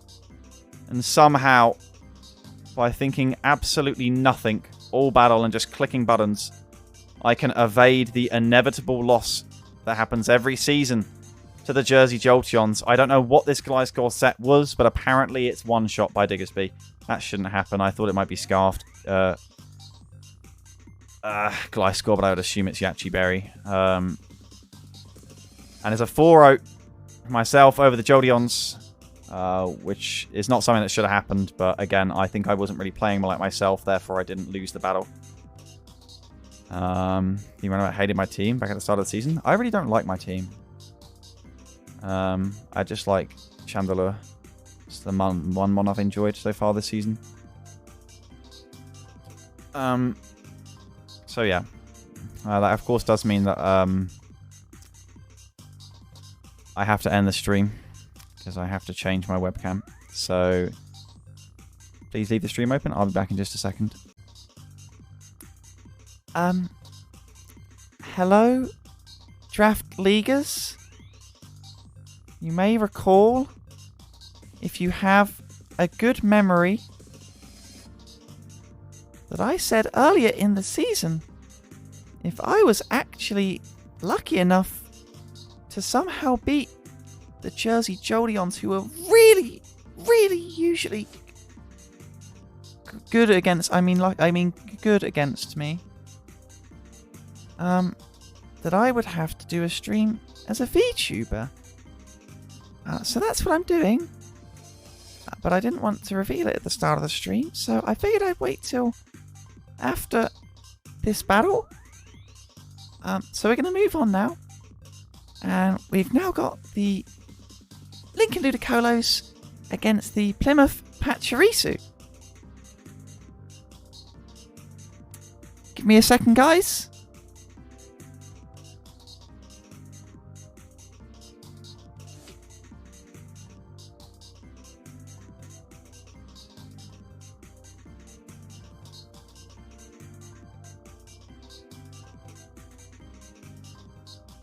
So these are two really good teams, both being in a Smiles Conference, and they've upset a number of teams higher in the table, but now they're going to have to face off against each other. Now that's what we're here to see, isn't it, Draft Leaguers? We have got a interesting looking side from the Lincoln Ludicolos. They've got the Dunsparce and the Sneasel back out of the box to put in some work.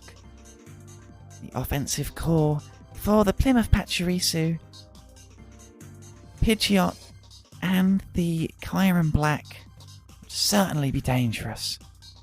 So let's see.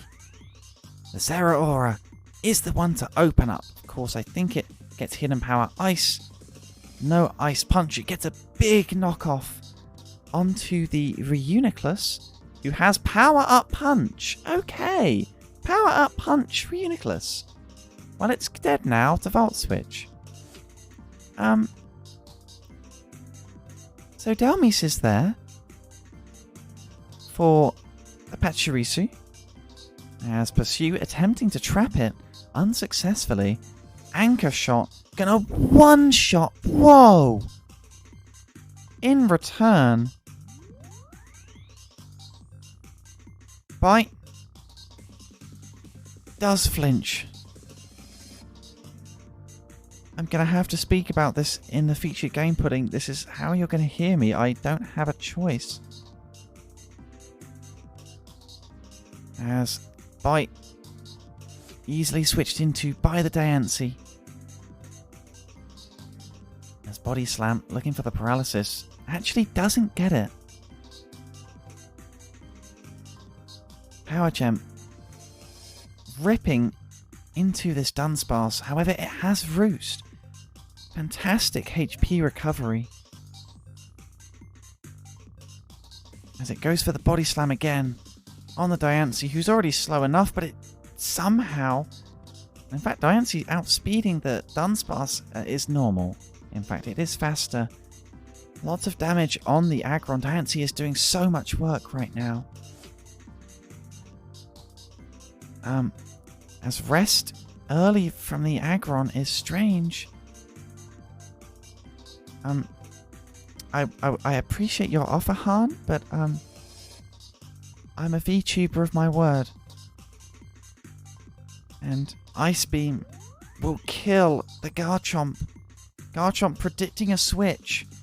Unsuccessfully, it's falling apart for the Lincoln Ludicolos here. Zeraora in and out. Azumarill picks up the kill. Here's Delmise. Surely that's also killed. It is. Azumarill for the comeback. You can do it. Here comes Loop. Pidgeot's in. I thought Azumarill would live a hit, but instead Dunsparce is going to be sacked off. Even though I don't think Aggron can live a hit either. It's also asleep, so this was questionable. Yeah, so it's going to just be Azumarill now. Oh, Sleep Talk from the Mega Aggro. Oh. It just gets rest, unfortunately. Oh, sad times.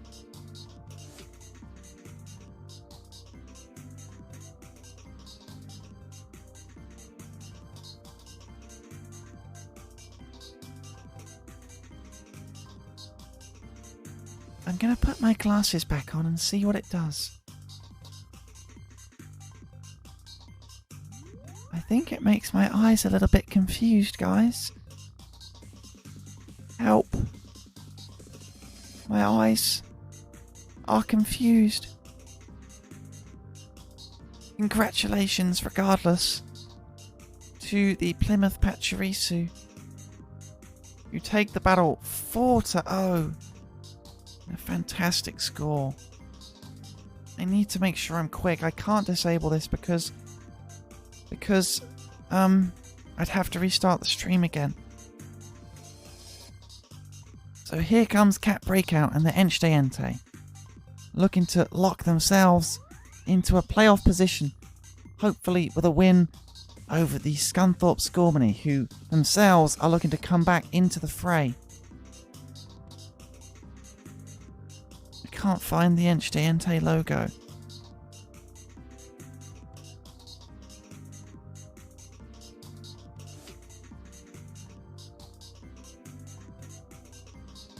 Found it.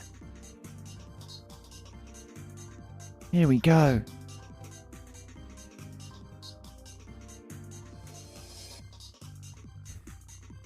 This is what Actional 2 does to me. Mega Venusaur getting the opener. We've seen this many times so that it can get that thick fat ability off. Here is the Assault Vest being knocked off as Liquidation hits the Venusaur, who's going to start to recover with that Leech Seed.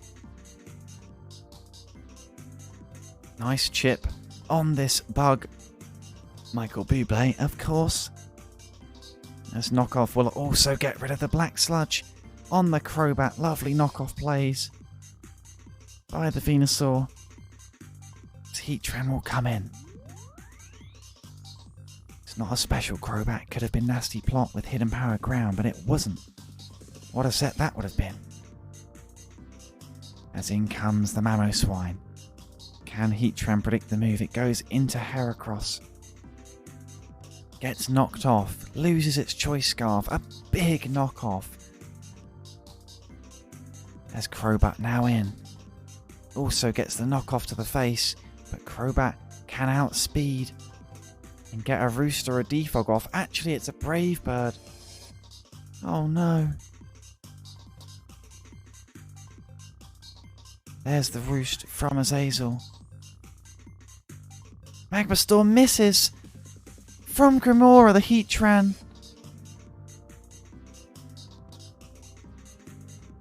My voice is starting to hurt. Magma Storm hits Michael Bublé. And with a Protect, it might be going down. There's no sticky web clicked. We know that's not because it had Assault Vest. Yo, MQKYFN, this is not a good time to be walking in. Big Earthquake. Critical hit. Ice Shard cleans up.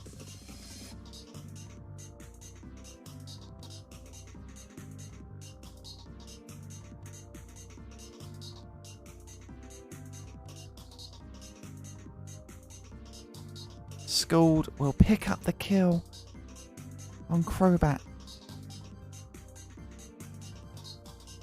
Scarf Blacephalon revealed. Picks up the kill. How much damage can it do to Venusaur? Ugh. Gets killed in return by knockoff.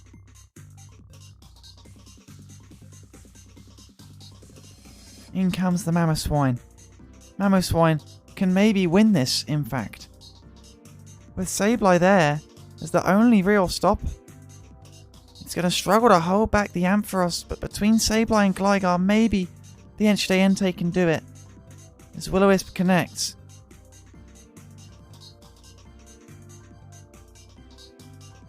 In comes the Heatran.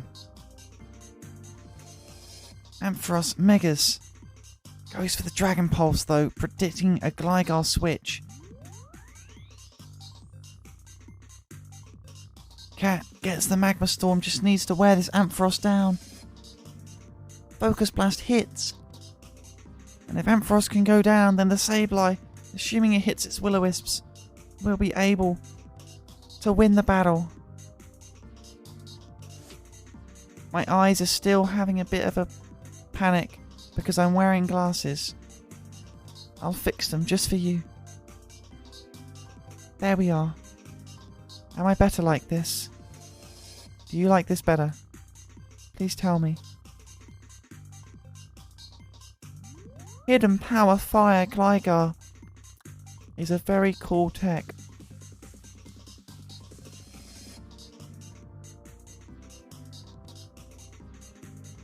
Heatran. Will it be predicted?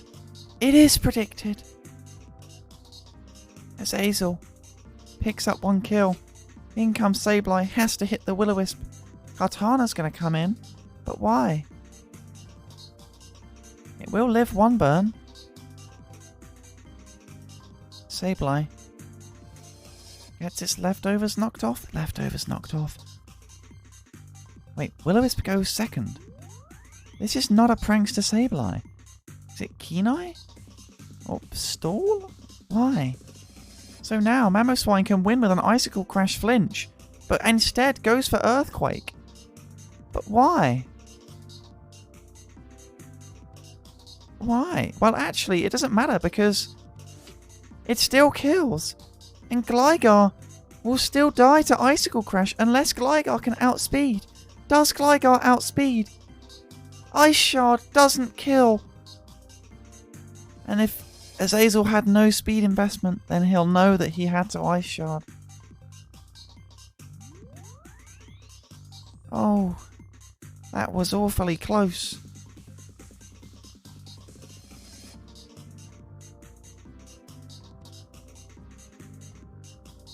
One more battle before the featured match.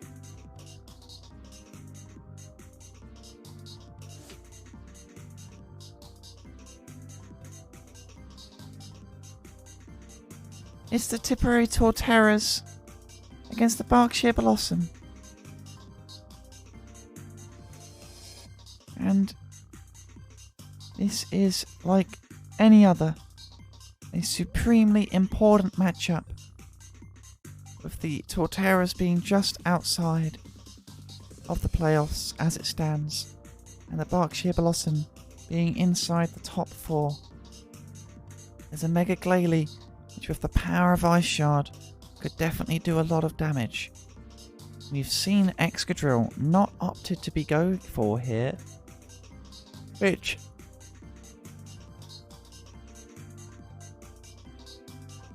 is surprising. Maybe it's comfortably outsped by Scarf Greninja, and John expected that. We'll see. Well, it's mismatches on the opener, as Mienshao comes in, gets knocked off for 100%. Oh no! It was a choice Scarf speed tie. You would assume it was a speed tie, unless it was modest mismatches with the choice Scarf. And Knockoff has one-shot it. It's a disaster of a turn 1 for the Tippery Torterras. So in comes Silvally, knowing that the Mienshao must too be choice scarfed. And Flame Charge will break the disguise of the Mimikyu. Iron Head flinches the Mimikyu, and multi-attack will take it down. Jolteon is in. Parting shot, it actually outspeeds thanks to the Flame Charge. In comes the Yawn onto the Eel, which if it has U-turn, it's going to be able to deal with no problem. Garchomp comes in. Slow bitey. In comes the Suicune on the Garchomp. Toxic. Tailwind. All half unexpected moves, but we've seen Toxic favoured by the Torterras as Ice Beam takes down the Garchomp. Surprising that Garchomp stays in, but also there's not many switch-ins on this Bellossom side. There's Volt Switch. Mienshao comes in. It's going to hit a big high jump kick. Oh! It actually U-turns into Jolteon, who gets U-turned. And now Glalie able to come in, but the Tailwind peters out. So Glalie will need to find the kill from raw power, but Volt Switch chips away at it. Who can switch in on this? Well, Azelf, I don't know if that can live without a Focus Sash, but it's a light screen from the Glalie as Nasty Plot comes up. And we see Shadow Ball chipping away. There's the Psyshock.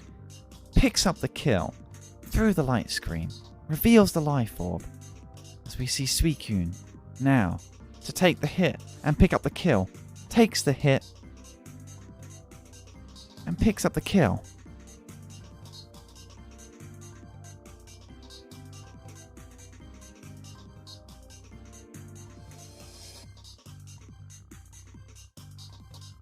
High jump kick, hits, and kills.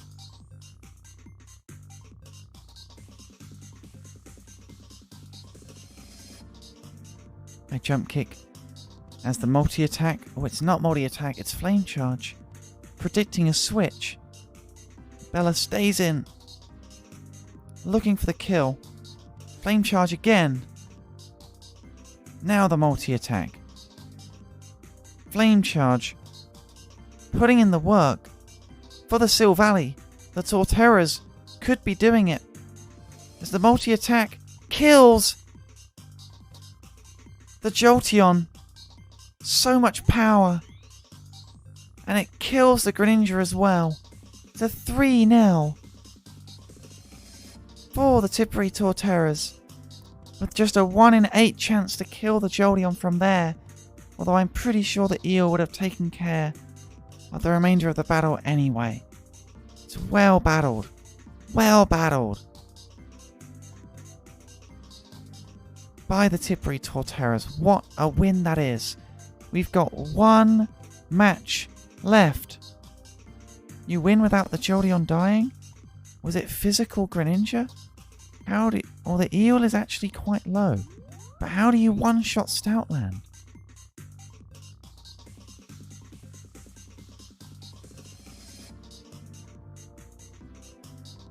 I feel like I can't see a way without physical Greninja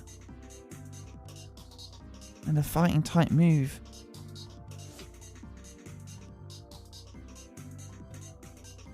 But I don't know the sets. I do know that we still have one battle left today for this stream. Isn't that right? You know the drill, guys.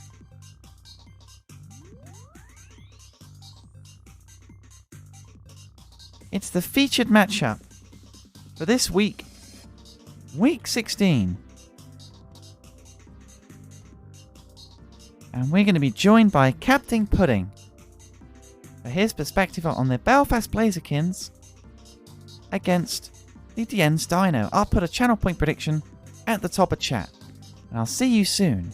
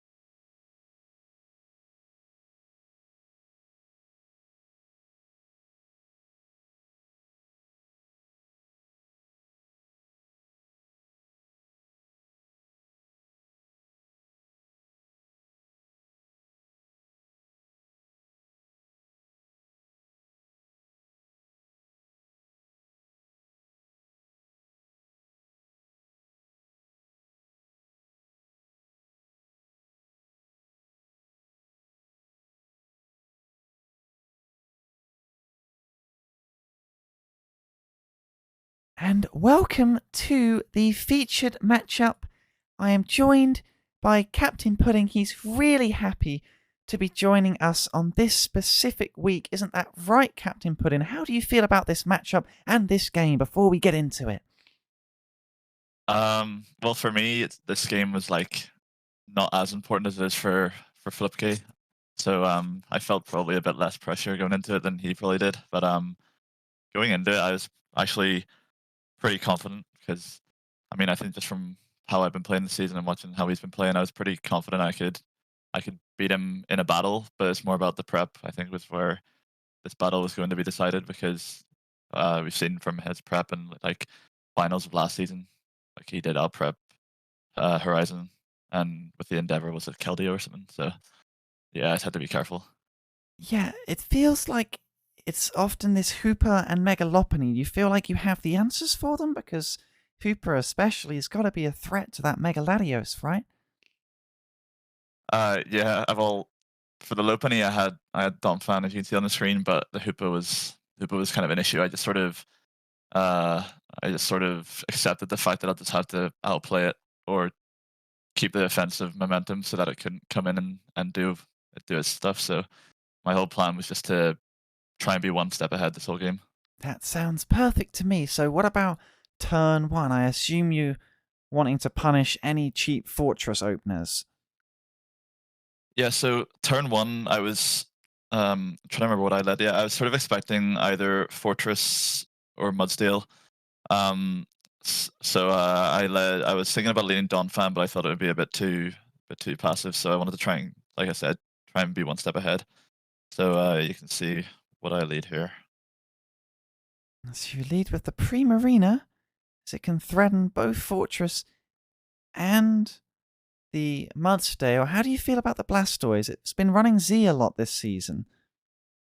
Yeah, I was a bit cautious, but I thought turn one, both of us would probably play it a bit safer just to try and scout out. So I just went for the attack here, just a chip, and he does reveal Mirror Coat. Ooh. Well, that is quite the revolution. You get the Scald switch in. This Magnezone, it's choiced or So this Magnezone is Choppleberry for the what was it for? It was for Gengar Focus Blast and for Slurp Off Dream Punch. So you'll see with the way I've prepped, for example, Primarina is Kevia Berry for Gengar. Kind of really wanted to get rid of that thing if possible. And he didn't even bring it, which was the most surprising thing for me. I guess you have a Weavile. Yeah, I do. I was expecting maybe like a Cobra Berry Gengar to try and catch me off guard, which is why on Weavile I ran Choice Band because Icicle Crash one shots. Okay. It would mean that I don't have to risk anything. Right. Well, Mudsdale in. Signal Beam. That could have been. Oh, whoa. What's the chance of Signal Beam confusing? Like, it's either 10 or 30, I think. Maybe 20. I have no idea. But I clicked it basically because I wanted to put the Blastoise in range of Weavile knockoff.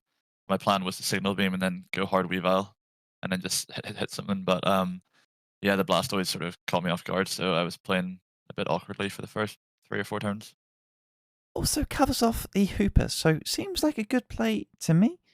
You see the leftovers on the Mudsdale, so you know it's not AV, and it hits itself. Wow.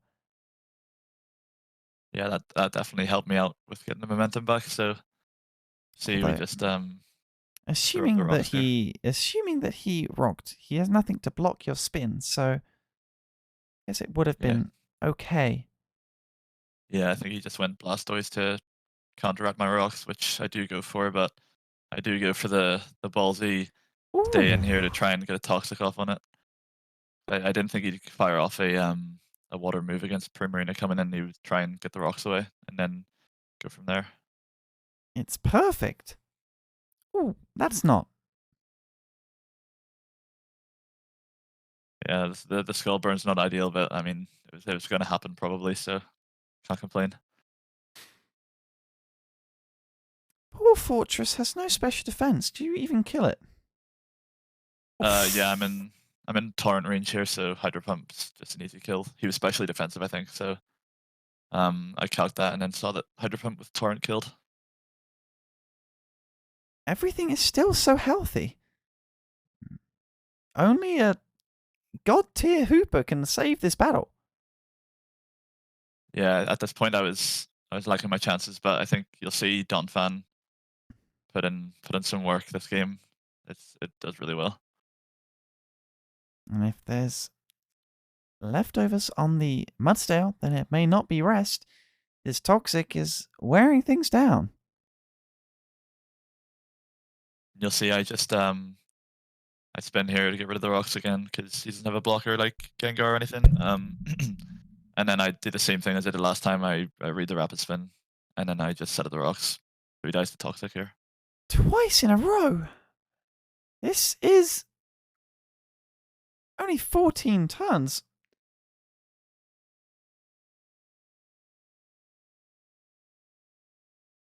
And then at this point, I was like, I just want to sack Primarine anyways. It's pretty much done. And luckily, catch the Bloom Doom. I was thinking I could run Bloom Doom, but I just was going to sack Primarine no matter what there. Z Solar Beam. Special Entei. Yeah, I calced the Earthquake. I think that might have been a low roll. But it didn't really matter, I don't think. Nope. Still much in the lead. And here I still have Donphan healthy enough to take 2 more returns, I think, provided the rolls aren't high. Whew. So yeah, at this point it is looking like there's not much you can do. Would have to be Scarf, Hoopa, and then it would just have to click a move that does not cover everything. So if it's not Scarf, it gets beat by Weavile. This could be 5-0 against the man who's only lost 5 battles ever. Probably here I'm just happy to click Rapid Spin until the Mudsdale dies or until I die. Because the healthier everything is, the better. Well, this is convincing. Is this a Rapid Spin kill? We get the kill with Rapid Spin. on a Mudsdale with +4 defense. Okay, what was this Hoopa? Special. Yeah, so it clicks Energy Ball, and from that calc, I think it was Modest Scarf. So at that point, I was pretty sure I won. So I brought Analytic Magnet Zone. I didn't bring Magnet Pull because I thought the slow volt switch was good. And then at this point, I was happy to just bring Emboar in to click Sucker Punch, get the chip I needed for Weavile. But he clicks Energy Ball anyway, so it's just game over. Well. You will see though. I do greed for differential and another kill on Weavile for the Mon leaderboard, so I go back and I go into it. Wow. Poor Emboar. At 5-0 secures you top 2, Captain Pudding. Indeed, I'm back, 2. second place.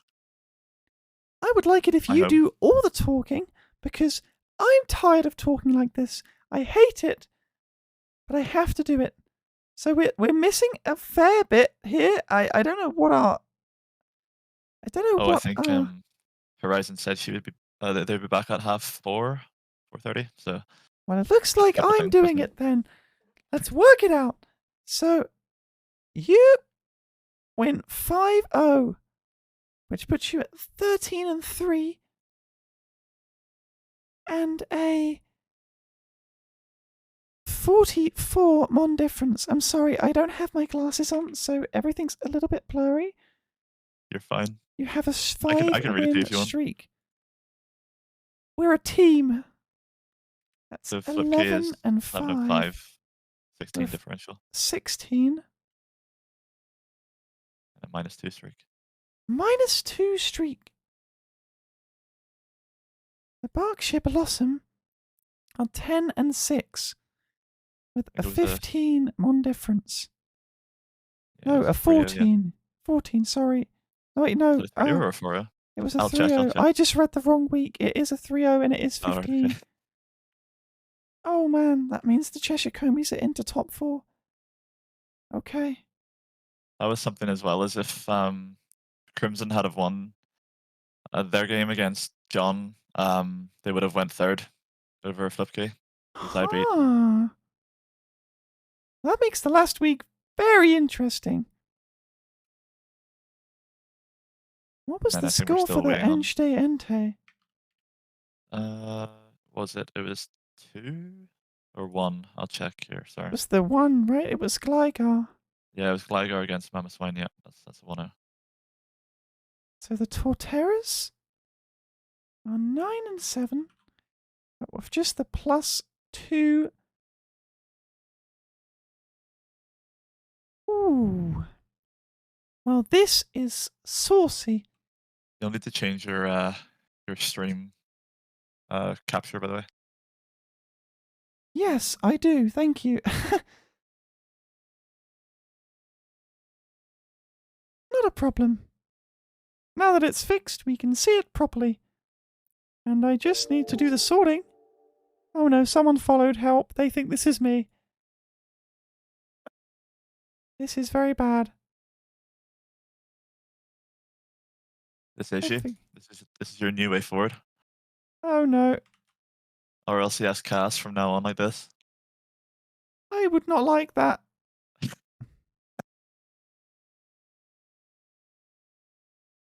Ah.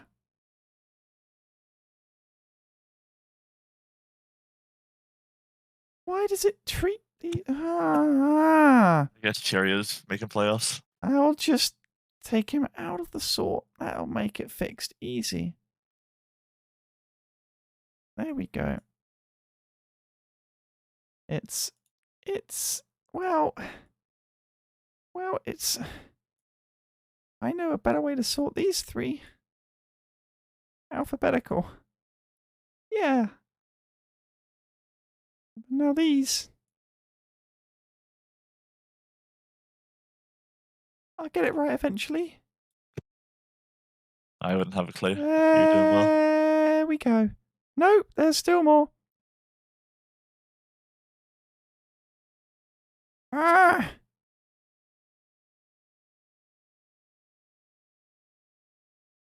Swear Loop's been on the comeback this second half of the season. What a goat. Loop has 6 wins, but he's could have made it 7. If not, He can be positive right now if he didn't run the same team for the first half of the season. That is probably true. Okay. So, who do you play in your final week? Because it literally does not matter at all for you. It doesn't matter for me, but it matters for the entire middle pack because I play the Bolton Boldores the final week. That is a match. The Jersey Jolteons up against the Scunthorpe Scorbunny, and they are needing help. They could outscore the Tipperary Torterras, as long as the Tipperary Torterras were to lose. Yeah, I think Ash needs like a 6-0 win, and then I have to 6-0 Iserto, but then John has to lose as well. Yeah, it literally needs to be 2 sets of 6-0, you're right, because Iserto has the head-to-head. So barring that insane fringe scenario, the Jolteons are most likely out of it. Sad times. Such an unfortunate season. They have been so unlucky. Everyone, on average, predicted them to come 4th. And that's not going to happen. Yeah, I don't have any sympathy for him for losing this week, though, because he's brought this upon all of us. That's so true. We all hate Ash. That's true. The Arnhem Appletons are also in the race for top 4 as well. This 4th spot, these spots right here are very, very up for grabs. Between these. Yeah, Bass needs to win and then hope the others lose next week. But I think, yeah, the Bonsly Vs Bellossom against the Entei next week's a big match. I play the Combees, so that is fun. That's another one. Appletons, Licky Lickies. It's just a good time. Shall we look at the Mon leaderboard? Yep. Let's go for it. I don't know if it's how updated it is, but we'll see it anyway. That's true. It won't be up to date. You're right. My Weavile's on 21 kills now, so we're climbing. Cinderace. This is the Oh, all-time that's the one. all-time. Yeah. That's that balance one I Somewhere. had before. There we are. I don't think it's up to date. So we'll have to wait for the ping in Discord. And I'll have to pretty much save my innocent, ruined voice. We should do standings predictions. Sorry, predictions for next week. Predictions for next week? Well, I think the Bellossom will beat their Entei because they have the fast-paced team to break through the core. The Torterras will win, though. And depending on how mean you feel, you might beat the Boldore, which means that the Torterras will actually get back into playoffs. And having built, because I'll be playing tomorrow or today, and knowing that Maddie will be sweating for this game because it matters a lot to him, I think I might end up losing to Maddie. No. But that's okay because that means he'll get top 4. And I think Flubkey will probably be okay. No, you're not losing. Impossible. But you're if going undefeated. If Flubkey loses to Luke, then this gets even more complicated. Yeah, he could he could drop like to like 5th or 6th or something. That would be crazy. Yeah, well, he's more than doubled his total losses ever in this league play, so that's unfortunate. Yeah. Now, I think it's very possible that I finish with an inferior record to the Merseyside Mimikyu, who frankly probably shouldn't have lost to the Aggron on week 1.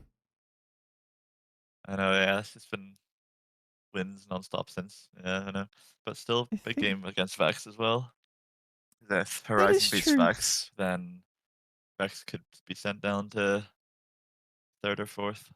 Deploy has just tuned into the stream. I have to go before more people see me like this. You know people can't see me like this, Pudding. I'm going to see you all later today for the monologue finale, potentially. I won't be like this there. I won't be like this. I will not be like this. I have done one stream like this, and this is one too many. I will see you all there.